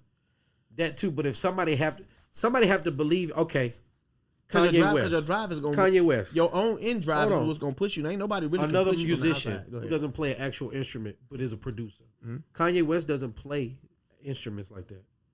He's not a guitarist. He's not a drummer. But he's a producer because he knows how to hit buttons on the machine. He knows what a drum sounds like, and he knows how he wants the hi-hats to sound on the drum. Mm-hmm.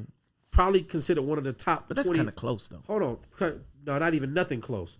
Being able to read music and play an instrument, an accordion, a string instrument, a brass instrument, that's way, I ain't going to say harder. But there are people that can play music who can't read it, and they could play top-notch, but can't read a lick. But they're a lot of times those people are stuck to one genre, like Zydeco. If you play the accordion, you probably stuck to playing Zydeco because you just grew up playing Zydeco and you know these same 10 songs. Uh-huh. That don't mean you're a great accordion player. You just know how to play this one genre. But once you read music and study contemporary this, that, and you go all the way back to when the fucking accordion was created and what it was originally created for and who created it and the sound they were going for, then you become a master of the accordion. You become a master of that. Of the what? Of the Zydeco? Zydeco. You know what Zydeco is? That's Louisiana. What you mean? All right, that's why I said it. I thought maybe because you ain't from Atlanta, so niggas from Atlanta wouldn't know what Zydeco is. See how I did that? That's how I just exposed you. Okay. You ain't from Atlanta because you know what Zydeco is. Hey, glad nigga. That's what you was doing. You trying to draw me out by saying the name wrong? Okay, nigga, whatever. Shut up. Well, how you say it? I mean, Zydeco, but it's you saying a C like it's a G, but it's a C. I said Zydeco. Zydeco. That's how you say it. Zydeco. You saying Zydeco. You saying Zydeco. I'm saying it, but you understand it. Tomato. You get what I'm saying. Right. What I'm saying is, you were saying, what if you just got a parent to push you? Maybe he might have had that in him anyway. Kanye West grew up with his mom, who was a teacher. Mm-hmm.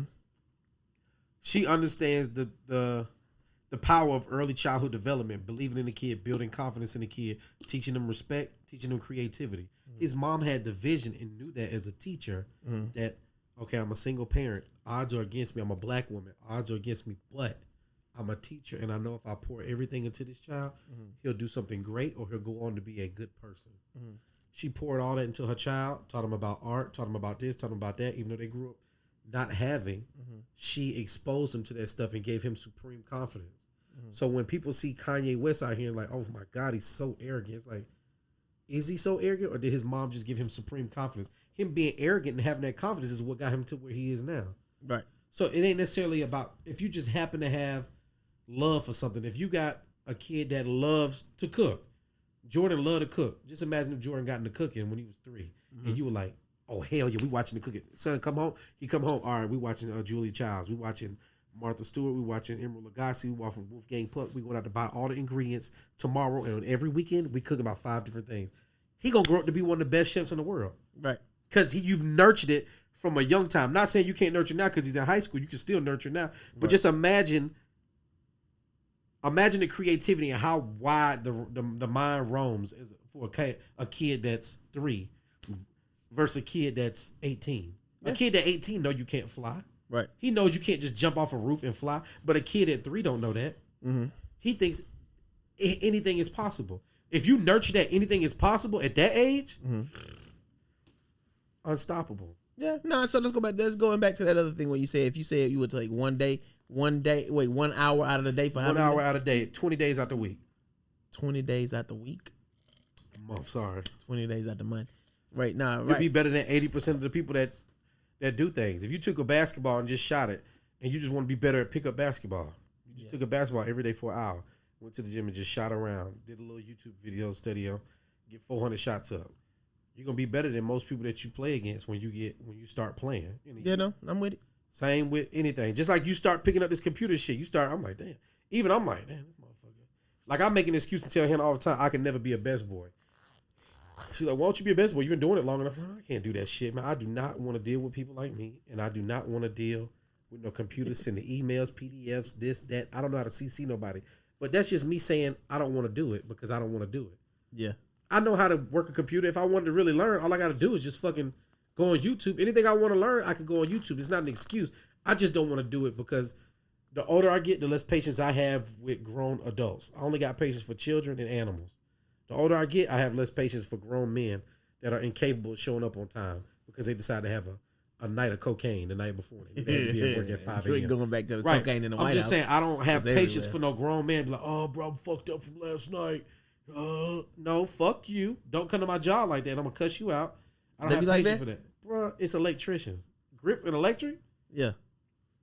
I mean, so they're Real coming. talk. If we drug tested, everybody like, y'all get drug tested? Yeah. Nigga, I'll be the director of every fucking movie.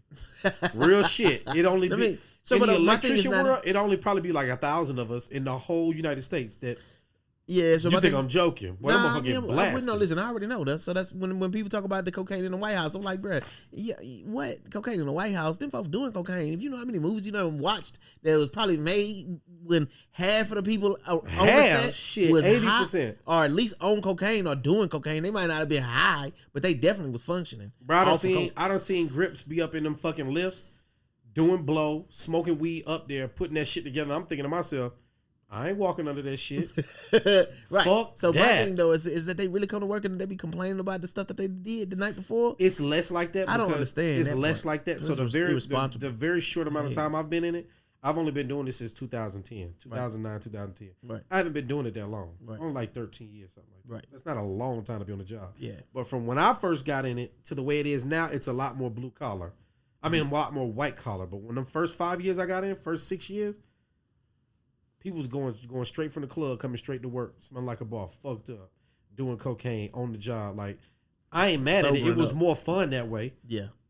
It wasn't less safe that way, or I didn't feel less safe. Because I was sober, so yeah. I've always been like diligent about my work. Nah, it was I probably don't- more fun because now it's way it's more too, fun. Now it's too like safe. you can't say shit to Right. nobody. You get in trouble for anything. Right, so it was HRs more and fun. V2s and Right. So, but what I'm saying is, I wouldn't have the patience to do that. No, I get it. I wouldn't you have the explain that patience part, to so learn I how to do understand that. computer shit, I understand 'cause that part. I don't know how to talk to as bad as I want to be a politician as I want to run for mayor. Mm-hmm. I don't feel like as a mayor, and I could be wrong, that I'd be doing a lot of paperwork because I would be delegating them jobs to people. What did that email say? So What did this do? Like with the best boy, you can't delegate work, right. paperwork to anybody. Your job is to make sure that the detail is in the paperwork. Like that's your job. So I don't want to. That ain't me. Right. Well, But when I'm mayor, I can go. Okay, you're in charge of. You're the treasurer. we think the I've same got a on budget. that kind of stuff. Right. I got a budget. What I got to do. I'm a good leader, but I'm not a good the individual like tight work type guy. What's the budget? We got $5 million to fix all these potholes in Atlanta. Okay, this is what we gonna do.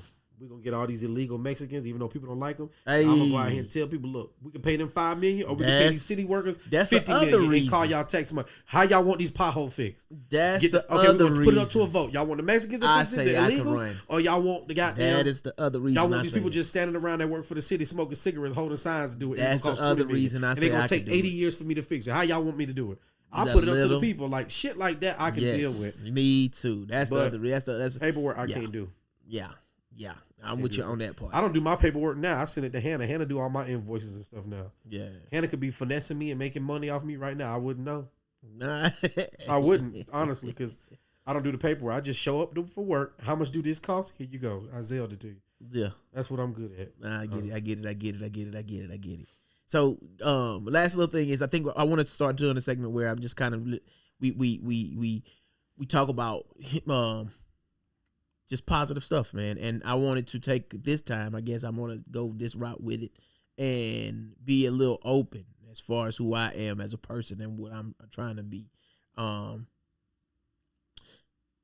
Somebody was talking to me on the trip. I made a friend towards the end of the trip. It was another lady. It was a lady who reads, and we was talking about books because she seen I was reading the 7 highly effective habits, or the 7 habits of the highly effective. And she had her own book that she was reading called Changing Your Paradigm. And we just got to talking, and we got to kicking it off on some good conversation just about books, about changing your mindset and changing the way you think. And for me personally, I feel like, and this is like way off topic a little bit, but yeah, still off topic. Anyway, that's where I'm at, because people always ask, Donald, what happened with you in church? Why come you left? And how's all that going? And I'm having a paradigm shift. I'm changing the way I view things, because she brought it up in that book. And then when she began to tell me what the book said, and I began to listen to it, I began to say, oh, you know what? That's kind of what's happening to me in my 40s.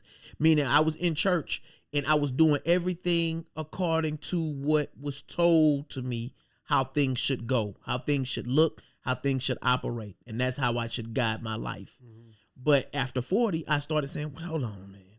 I'm not happy. And I'm not happy because I feel like I'm doing everything to please somebody else or other people. And I need to start doing what I think makes me happy, and start changing the way I see things in my relationships. Just basically my relationships and how I see myself. And I'm starting to see results. And it's interesting because I'm starting to see results and I'm starting to grow in a way I didn't even know that I could after I got outside of the church. Only because I just started to see things different. I'm more happier now. I'm way less stressed. I think I'm becoming a better person. I was always welcoming, and I can't think of the word that I want to use. Meaning, when you approach, I'm like, hey, how you doing? And when I hear different things about you, I'm not surprised about what I hear. Very accepting. That's what I want to say. But even more so accepting now. And it's all on the cusp of self-growth, taking care of yourself, being self-aware, knowing who you are as a person, knowing what your proclivities are, and then figuring out how to live with and other people with who you know you to be, and then communicating that to them, and I ain't going to say not expecting to be judged, but in such a way where you're okay with yourself. So you don't care if they judge you. Mm-hmm. Because before I'm going to feel like I have to live like you're telling me, I'll switch where I live. You see what I'm saying? Yeah. And I don't mean that like in a direct or a specific way, but I mean in like, If the friends I run with think that going out at night and having a drink is taboo, then before I'm fixing to stop going out to drink at night, I'm gonna just go out to drink with people who like going out to drink at night. You know what I'm saying? And I don't mean that's not aimed. That could be fishing. If I went out with people who said, I don't like fishing with shrimp and worms. I'd rather use um, fake bait. What do you call it? Yeah. Lures. Mm-hmm. I rather use lures. And I just say, okay, we're cool. We'll just switch. I don't have to live like this. I don't have to live like this. I can live the way that I choose and then purposely put myself around people that live that way. Mm-hmm. So then that's better for me. So then I could have an easier life instead of trying to always force myself. And I think that's what society does a lot through social media, through Instagram, through relationships, whether they be work or family. You find yourself around people who think a certain way, and then you feel like you have to do it that way. I'm saying, man, be self-aware. Find out what it is you really do like. Or, matter of fact, let me speak specifically. Find out why it is you may not like them folk you with. Or why they annoy you. Why you're annoyed by them. And you may learn through that who you are. And then you can switch that whole situation up. So now you could be happier with yourself. You could be happier with your life. You know what I'm saying? Because it doesn't always take money. You don't have to be happy just because you don't need a lot of money to make you happy, or you don't need, this, that, or a third to make you happy. I think a little self-awareness will go a long way. And that comes through, and once you get that self-awareness about yourself, it'll change the way you view people and you view situations, because you may have used to judge them folk. But once you realize that, hey, there's certain things that you like that make you happy, that make you different from everybody else, but you're not going to let that go, are you? No, you're going to embrace that. Mm-hmm. Then you need to give them folk a little room so that they can like what they like, and you can leave them folk the fuck alone and stop riding them about how they are or who they are and what they doing, because they happy. What if they doing ain't healthy? If it's not healthy for who? Them. Then that's their life and that's their choice. They're choosing to. Everybody's going to die. Everybody's going to die. I ain't talking about like physically health. I'm talking about like, let's say you got family members, or let's say you got friends that's making poor decisions for them and their children. You're not supposed to say nothing if you feel like, damn, you really hurting your children. Like, it's not just affecting you; it's affecting your children. Everybody can see it, but you just don't seem to see it. So I think, what do you say then to a friend like that? I think it depends on what kind of damage they may be doing to their children. Is it a damage that is, let's see, I don't know how to put it, because if it's not overboard, meaning like if they not finna die from it, if their living maybe just changed a little, I think it'll be allowable. I wouldn't really say too much about it, because everybody's raised differently. Shit, we all both got people who we grew up with, they ass didn't get no whippings. About the whole time we getting our ass tore out the frame. And then we both 30 and still just about the same people. They didn't turn into no serial killer because they didn't get their ass tore out the frame. And I'm not no upstanding A1 citizen because I got mine tore out. Right. I see what you're saying. I got my ass tore up. But I still might do some slick shit at 43. You see what I'm saying? Right. Meanwhile, he never got his ass tore up. He just doing everything right. Yeah. Or he in there with me doing the slick shit. That's real. So as long as it's not detrimental, and I really speaking though, whenever I talk like this on a personal level, I'm saying if I'm doing, because I may love crack, you know what I'm saying. But if I'm doing crack and that crack make me happy, then what are you telling me what to do with my life for? This is what I love. This brings me happiness, and I'm gonna do this crack, and that's just affecting me. I mean, I'm saying that in case I don't got no family. So they ain't hurt my family or not, you know what I'm saying? You got answer still, because I can still do the crack and hurt my family, but then my family needs to leave me, and I need to be by myself. No, for real. At the end of the day, because of crack. Listen, because I'm choosing the crack over my family. So then my family needs to be okay by themselves, because I'm not saying from the crackhead standpoint. I'm saying what your family like. So what? I'm not saying that the crackhead. Let's say you on crack and it make you happy. You got a job. You doing everything you supposed to do. You work at Target, whatever. You working like regular job, some shit, janitor. I don't know, some regular shit where you got regular hours, not like us. You work a 40-hour work week. And I'm doing crack. And you doing crack. Yeah. But you ain't getting ahead in life. You just stuck doing crack. But you ain't really fucking breaking no real laws. You doing crack, but it's hurting your mama. She's like, oh my God, my son a crackhead. It's killing me. Okay, well, so right. But you ain't got no kids, so then what? So you saying you justifiable to do crack? Yeah, because my mama got her own life, and my mama need to focus on her life and stop letting what I do affect her. Because my mama needs to have a little bit of self-awareness, knowing who she is, and be okay with that. And that because I But think at the end of also the with day, that you always seven gonna days be your mama baby. She gonna always want to take care of you. Like that's just a mother's instinct. Okay, and so then at my mama's, then to my mama, okay, well you're a helicopter cook the crack parent. myself. Cook the crack yourself and put some good ingredients in it. And well, I mean, that's the life you choose. That's the life his mama choosing. That's the life his mama is choosing. She's choosing that. So she can't say my son ruined my life. No, your son didn't ruin your life. Your care for your son. That'd be ruined hard to your do. life. Raise your kids for 18, 19 years and then they come out to be a crackhead. Yeah, but so and what then you just get sit by the wayside and be like, "We supposed to go." I did my part. I did the best I could. Well, That's so what you're supposed in to my do. own family, I watched. So not if Jordan my family, became a but crackhead, what about it? if he became a crackhead, that made him happy, and you and Denise was talking about it, what you supposed to say? Like, we did our part. We raised him the best we could. We showed him right from wrong. We lived this kind of life. I mean, literally, what else am I supposed to do? That's real. I agree. I agree. Because at some point, right? Because at some point, you gotta let go. Because they're gonna start stressing I ain't you even out. talking about let go. I'm talking about listen, bro. You doing this crack, man. I mean, you be happy. As long as you be happy, do the crack, bro. Don't come to me though asking for no money.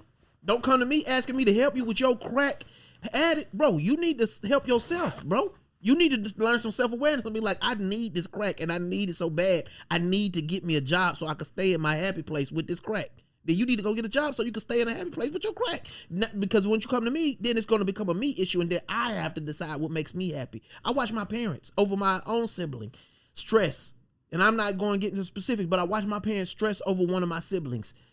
And because they worried about their welfare. And my thing is about, she's choosing for her. Right. They choosing for them what's good for them. Right. They ain't under your regime no more. Right. So why are you stressing over it? They say, well, what about the kid? And I'm like, okay, yeah, that's true. Well, so now you need to decide what's important to you.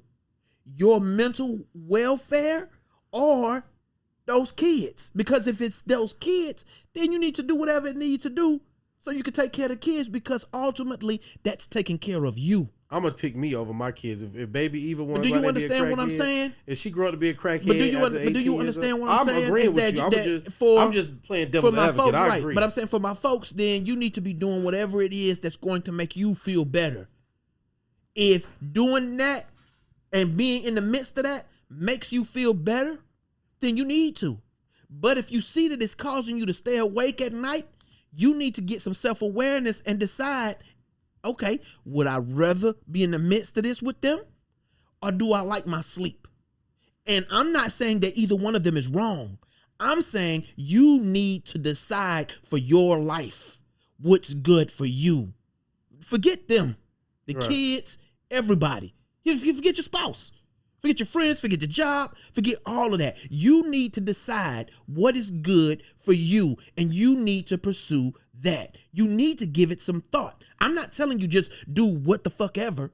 I'm saying give it some thought and do what's good for you. But you need to figure out what's good. People not trying to figure out. People just doing whatever and just bouncing over here and bouncing over there, and which is not bad because that's a part of figuring out.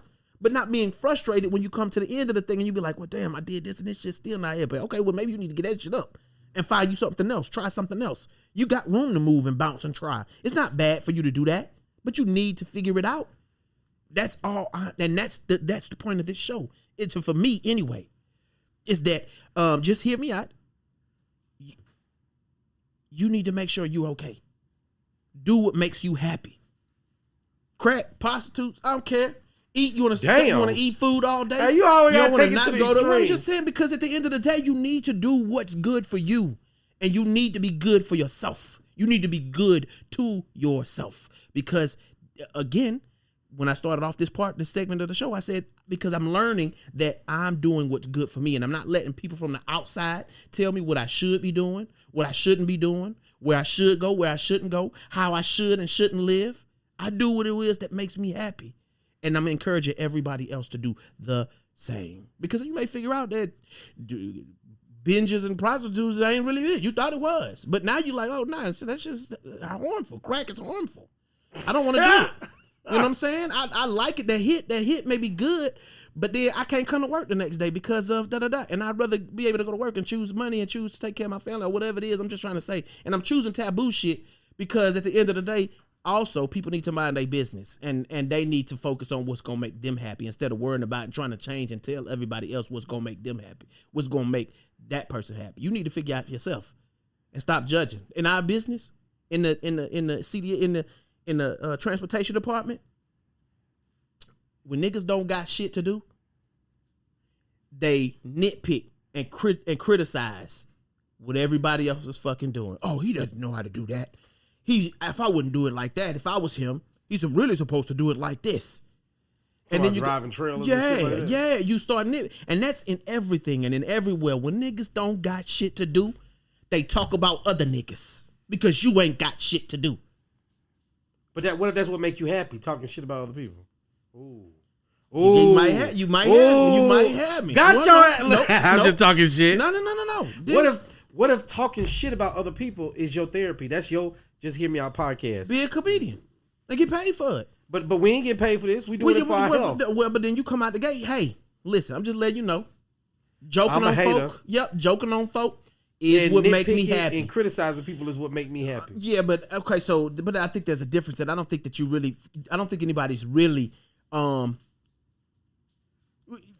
that's what make my mama happy. Okay, but complaining, hating, and sending food back. Okay, but that's what make Hillary and telling people they could be doing it like this and tell them she's smarter than people. She's good in that. That's what make Hillary Francis happy. But so I wonder, that's and this is no diss towards your mama, but this ain't no diss towards anybody because I know people like that as well. But I think those people need to be encouraged to find out why do you like that? Is there a reason you like that? Does that make you feel better? Because you may make me happy. Yeah, because you may be finding that you're bringing people down to a level you feel you are because you can't feel good about yourself. You don't know how. And so what you do now is bring everybody down to your level. But I find myself doing it. The older I get, I'm slick turning into Hillary. Like I be complaining about shit. I do it with Hannah sometimes, and I got to catch myself. I'm like, now I be like, you know what?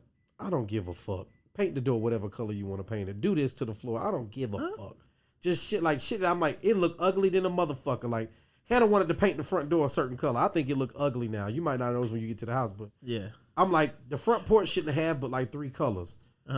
Gray, like an off-white. But you said you turned into Hillary. That don't sound like something Hillary would do. I'm saying I catch myself turning to my mom, and then I'd be like, "Oh, you turn into the very thing that you dislike about it." Right? So I'd be like, you know what? Listen, let me change it. I just, it's not even worth a fight. It's not even. What am I gonna get from this? The door's still painted, and I'm not gonna repaint it. Yeah, she ain't gonna repaint it. So you know what? This ain't gonna get me no head. So fuck it. I'm gonna just shut the fuck up. See, this shit ain't gonna save nothing. It ain't gonna help nothing. It's not productive. And that to me is self-care. That's the process I think that everybody. But Hillary don't have that filter. Hillary just say it. That's her care. Her self-care is just she gonna say it and she'll give a fuck how you feel. And then if you want to fight her, she gonna say, "I'll get my son to beat your motherfucking ass." Can you do it? I'm not gonna do it. Cause Hillary ain't got no bond money. Fuck you talking about? I'm gonna go to jail for you and you ain't gonna bond me out. See, man, so get the fuck out of here. So then Hillary gonna find out eventually one day. You know, I'm gonna beat her ass. If I'm gonna go to jail for beating somebody's ass, I want to at least enjoy it. Damn. So right, but that's exactly what I'm pointing to, and exactly what I want. I need for people to start doing, and I'm still doing it myself. Is figuring out who I am, what I want, and then living that way. I like peace. So it's some shit Denise will do I don't say shit about because I want peace. And it ain't worth me fitting to have to fight and argue.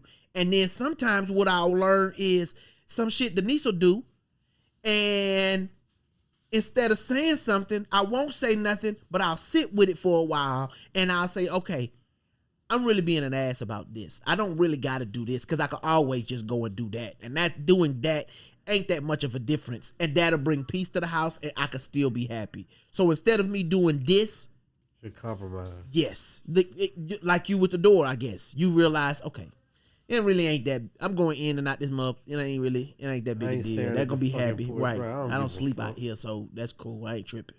You know what I'm saying? And so I think that's the self-care we miss by not just thinking, okay, what'll make me more happy? I think in relationships it happen too. If people be like, well, okay, I can make my relationship better by just giving a little thought to the shit, especially the other person. which also now leads to, which I really wanted to talk to, but we don't run out of time now, is just emotional intelligence and just being self-aware of how you feel and how other people feel, because then that way you can make better decisions. And how in success we find that people who have more emotional intelligence win and end up being more successful or getting leadership roles way over those who have book smart, right. IQ. You smart with the books, but you're not no people person. So you may know how to do it, and you may be a whiz at doing it, but you're gonna wind up being an employee for the person who knows how to do people, right? Who knows how to, who knows how to be intelligent when it comes to relationships. And I think that's a part of being self-aware. Once you're self-aware, you make room for other people. I know how I feel when da-da-da-da-da happens or gets said. So when da-da-da-da-da happens or gets said to somebody else, I know how they may feel. And then not only that, I know what not to say to make so-and-so feel like way, because I know how I feel when people say it to me. And that is emotional intelligence. And I think we lose it and we miss out on that as well. Because you can't, and what we all trying to do. I think what's his name said it when after he got his ass beat in California. Back in the 90s. Can we all just get along? Shout out to Rodney King. Exactly. I couldn't remember his name, but Rodney King said it. Can we all just get along? Which brings me to a whole nother story, that police story that happened. And I didn't want to start off the show. That's how I really wasn't gonna speak on it. But the lady in Lancaster, so what happened was a man and a woman in Lancaster, California, was in a store. Police walked in. They said, we've got a report of somebody shoplifting. They said, y'all fit the description. They proceeded to lock the husband. Are you talking about the people that was at Bed Bath & Beyond? Is it at Bed Bath & Beyond? It was a couple that just bought a house and they was going up there. It was like 60% off clearance. It's black people? Damn, You read more into the story than I did, because I didn't read all of that. And then she was recording. Yeah, and then she asked that white lady right there. She's like, who called the police? She's like, I don't know. No, not that one. Not that one. But they did get suspected for shoplifting. The cops showed up. They was detaining and arresting the husband. The wife was taking video. Oh, they beat her ass and put her neck on her throat. I seen that shit. Yeah, that part right there. But I forgot what else going on. I be praying God do that to me, boy. That's a lawsuit for your ass. Oh, yeah. I was finna say, I thought good for her. She finna get paid. I'm glad you didn't say I was going to buck on their ass. I was like, boy, they going to buck them shots off of your ass? You're going to be bleeding out on the concrete? Don't do that. Now, if I was a person recording or somebody as a man seeing somebody put their hands on a woman like that shit just... Being from the South, that's just a no go for me. I would tackle the police. Nah, I kind of wonder how the husband was at and how come he wasn't trying to break free or do something. But he was in cuffs. And he an older man too. And the older folks got that old school learning to listen. Do whatever you got to do. Make sure your ass come back home. Yeah, I would have tackled the police. If I was a man just walking out the store, I'd have been tackled him. I'm like, you can't do that to that woman. I'd have detained his ass. Which is crazy. I'd have took his gun and his taser and threw it on the ground. There ain't even no way. You can't do that. It's almost no way they really gonna be able to defend it, and I say that because I'm normally on the police side. I really am. I hate to be like that. I do be on the police side a lot of times. But that one right there, I'd be like, man, why you far, like when the police pull up and they crack the window like that, and they be like, I can hear you just fine. I don't need to do this. I ain't know the law. I ain't know that. All that shit made me. I'd be like, man, beat that nigga ass. I'd be like, beat his ass, but at the same time, I'd be like, I don't know, man. What if you do open the door and the motherfucker just throw some drugs in here and lie on you? So I feel it from both sides. But 90% of the time, I be feeling like I'm on the cop side. I be like, bro, why the dude got to be an asshole? Because if I'm a cop, I'm gonna take my job. Because if I'm a cop and I see you and I pulled you over for speeding, but you got a busted tail light, now I'm finna hit you for the busted tail light. Now I'm finna lie and say it smell like weed in here. Now I'm finna get a dog. I'm finna inconvenience you. Cause you could have just been civil and been like, wait, down. What you mean? You said, if I'm a cop and I pull you over, if I'm a cop and I pull you over for speeding, and I say, you know why I pulled you over, and you crack the window, this man say no, I'm gonna just lie and put my nose in the window and say, I smell weed. Get out the car. Get out the car. Now I'm finna bring the dog. Now you got a busted tail light. Hey. Now your window's too tinted, too dark. Now I'm finna be a dickhead because we could have just avoided all this shit by you just being cool, bro. Just be cool. Now that don't mean it's right that I did that as a cop. No, it don't. But yeah, I get you though. But I'm finna abuse my power since you want to be a fuck nigga. Yes, because I'm finna be a bitch now. I'm with you. You want to be a bitch? I'm gonna be a real bitch. I'm finna you. So this is energies we trading. Bet. Oh, okay. I'm gonna win this one every time. Lego. We're gonna have your ass on the hood of that car for at least 3 hours. I'm not finna go that far where he talking about. But I'm gonna definitely pull you out the car and I'm on the way to a funeral where I guess you ain't gonna make it. You won't say your last goodbye. You could have been cool about the shit. Yep, but you wanted to be an asshole. So you late for work. You don't care about me. I was about to get off. Nah, you talk about you had a funeral. I was about to get off in like 10 minutes. Now I gotta say extra 30 minutes. Okay, good. Right, bet. We both hit it. Now we both miserable. We finna since you finna be like that, I would definitely be that kind of. We had that. I think that was one of our first episodes when I said I don't run, and so if you run. And I gotta chase you, and I catch up your ass, and I'm huffing and puffing. Oh, please believe you finna get your ass whipped a little bit. You in your kneecap. Cause I'm That's so why you I can't ever run from no. You'll never play basketball again if you make me run. I can't never be no because I'm already be if you fight. Listen, that's the other thing. So what I think it was Darren Wilson in Oklahoma, where he said they was wrestling with the officer. Bro, I got a gun and you wrestling with me, and if I think you going for my gun, you get shot first. I'm sorry. I'm sorry. You tried. Now I must say, I'm not gonna let you shoot me. I want to say probably about 90%, 95% of these cop encounters with people are usually very peaceful. We only see the ones that are unpeaceful. Yes. So that's media. Right. That's just media flipping the shit. Like 95% of the people in the world ain't doing crime. They just show the shit that people are doing crime. Yes. Small 5% for the whole 95% of people that's doing the shit. Yes. However, when these complications do happen, a lot of times these cops are not well read up on the law. A lot of times they do abuse their power. They got some other shit going on. Oftentimes, more than not. But when in those cases, it's always best then to you to lean to the strongest hand. Meaning, listen, they doing me dirty. I'm gonna have to chill for a second because if they doing me dirty on this small matter, if I escalate it, they just gonna escalate they dirt and they go always trump. And I'm gonna get my ass beat or killed, and then I'm gonna have to fight that shit in the court of law or in the heavens above when I'm dead. I've seen them do that one dude so dirty, bro. It's gonna be hard to win. It's gonna be hard to win like that. They did this one older gay dude, and you can tell he was an old school gay man, just a nice, sweet guy at the bus stop. And they're like, you fit a description. He was like, well, I just walked out here. I'm trying to get a money order. I'm on the phone. Like, that couldn't have been me because I was in CVS. Y'all talking about this happened over here. They picked him up and body slammed this man, and he was like, oh my God. And I was like, you know what?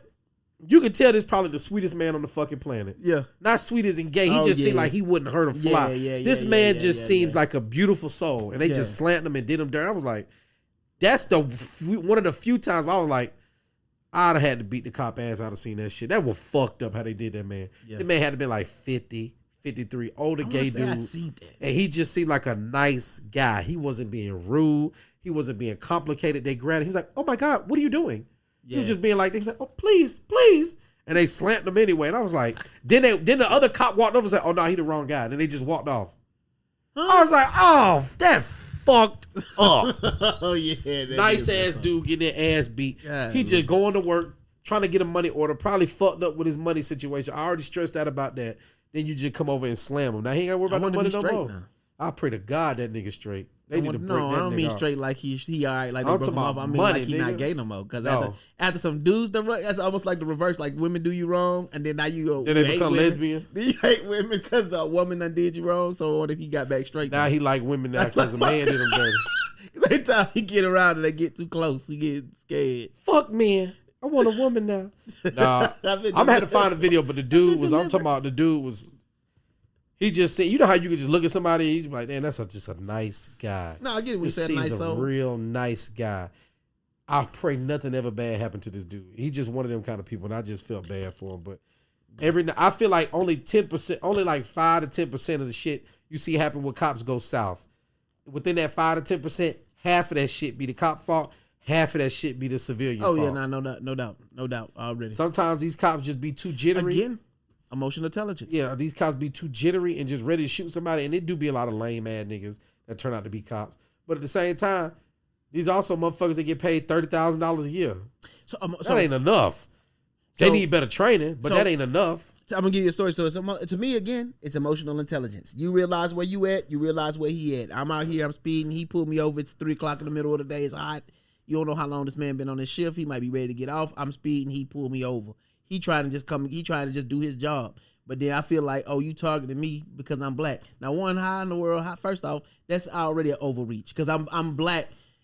And just because you white don't mean you doing it to me just because I'm black, just because I pulled you over. You doing a goddamn job. You was speeding. What you mean? Or he thought you was doing something wrong and he pulled you over. You know what I'm saying? And so we started there. But emotional intelligence, earlier today when I was coming to get you, I was driving down the thing. I was driving. This is not to blow my own horn, but I was driving down Washington, and it's 3 lanes. It's a 2 lane, but they got a wide middle lane for the turn.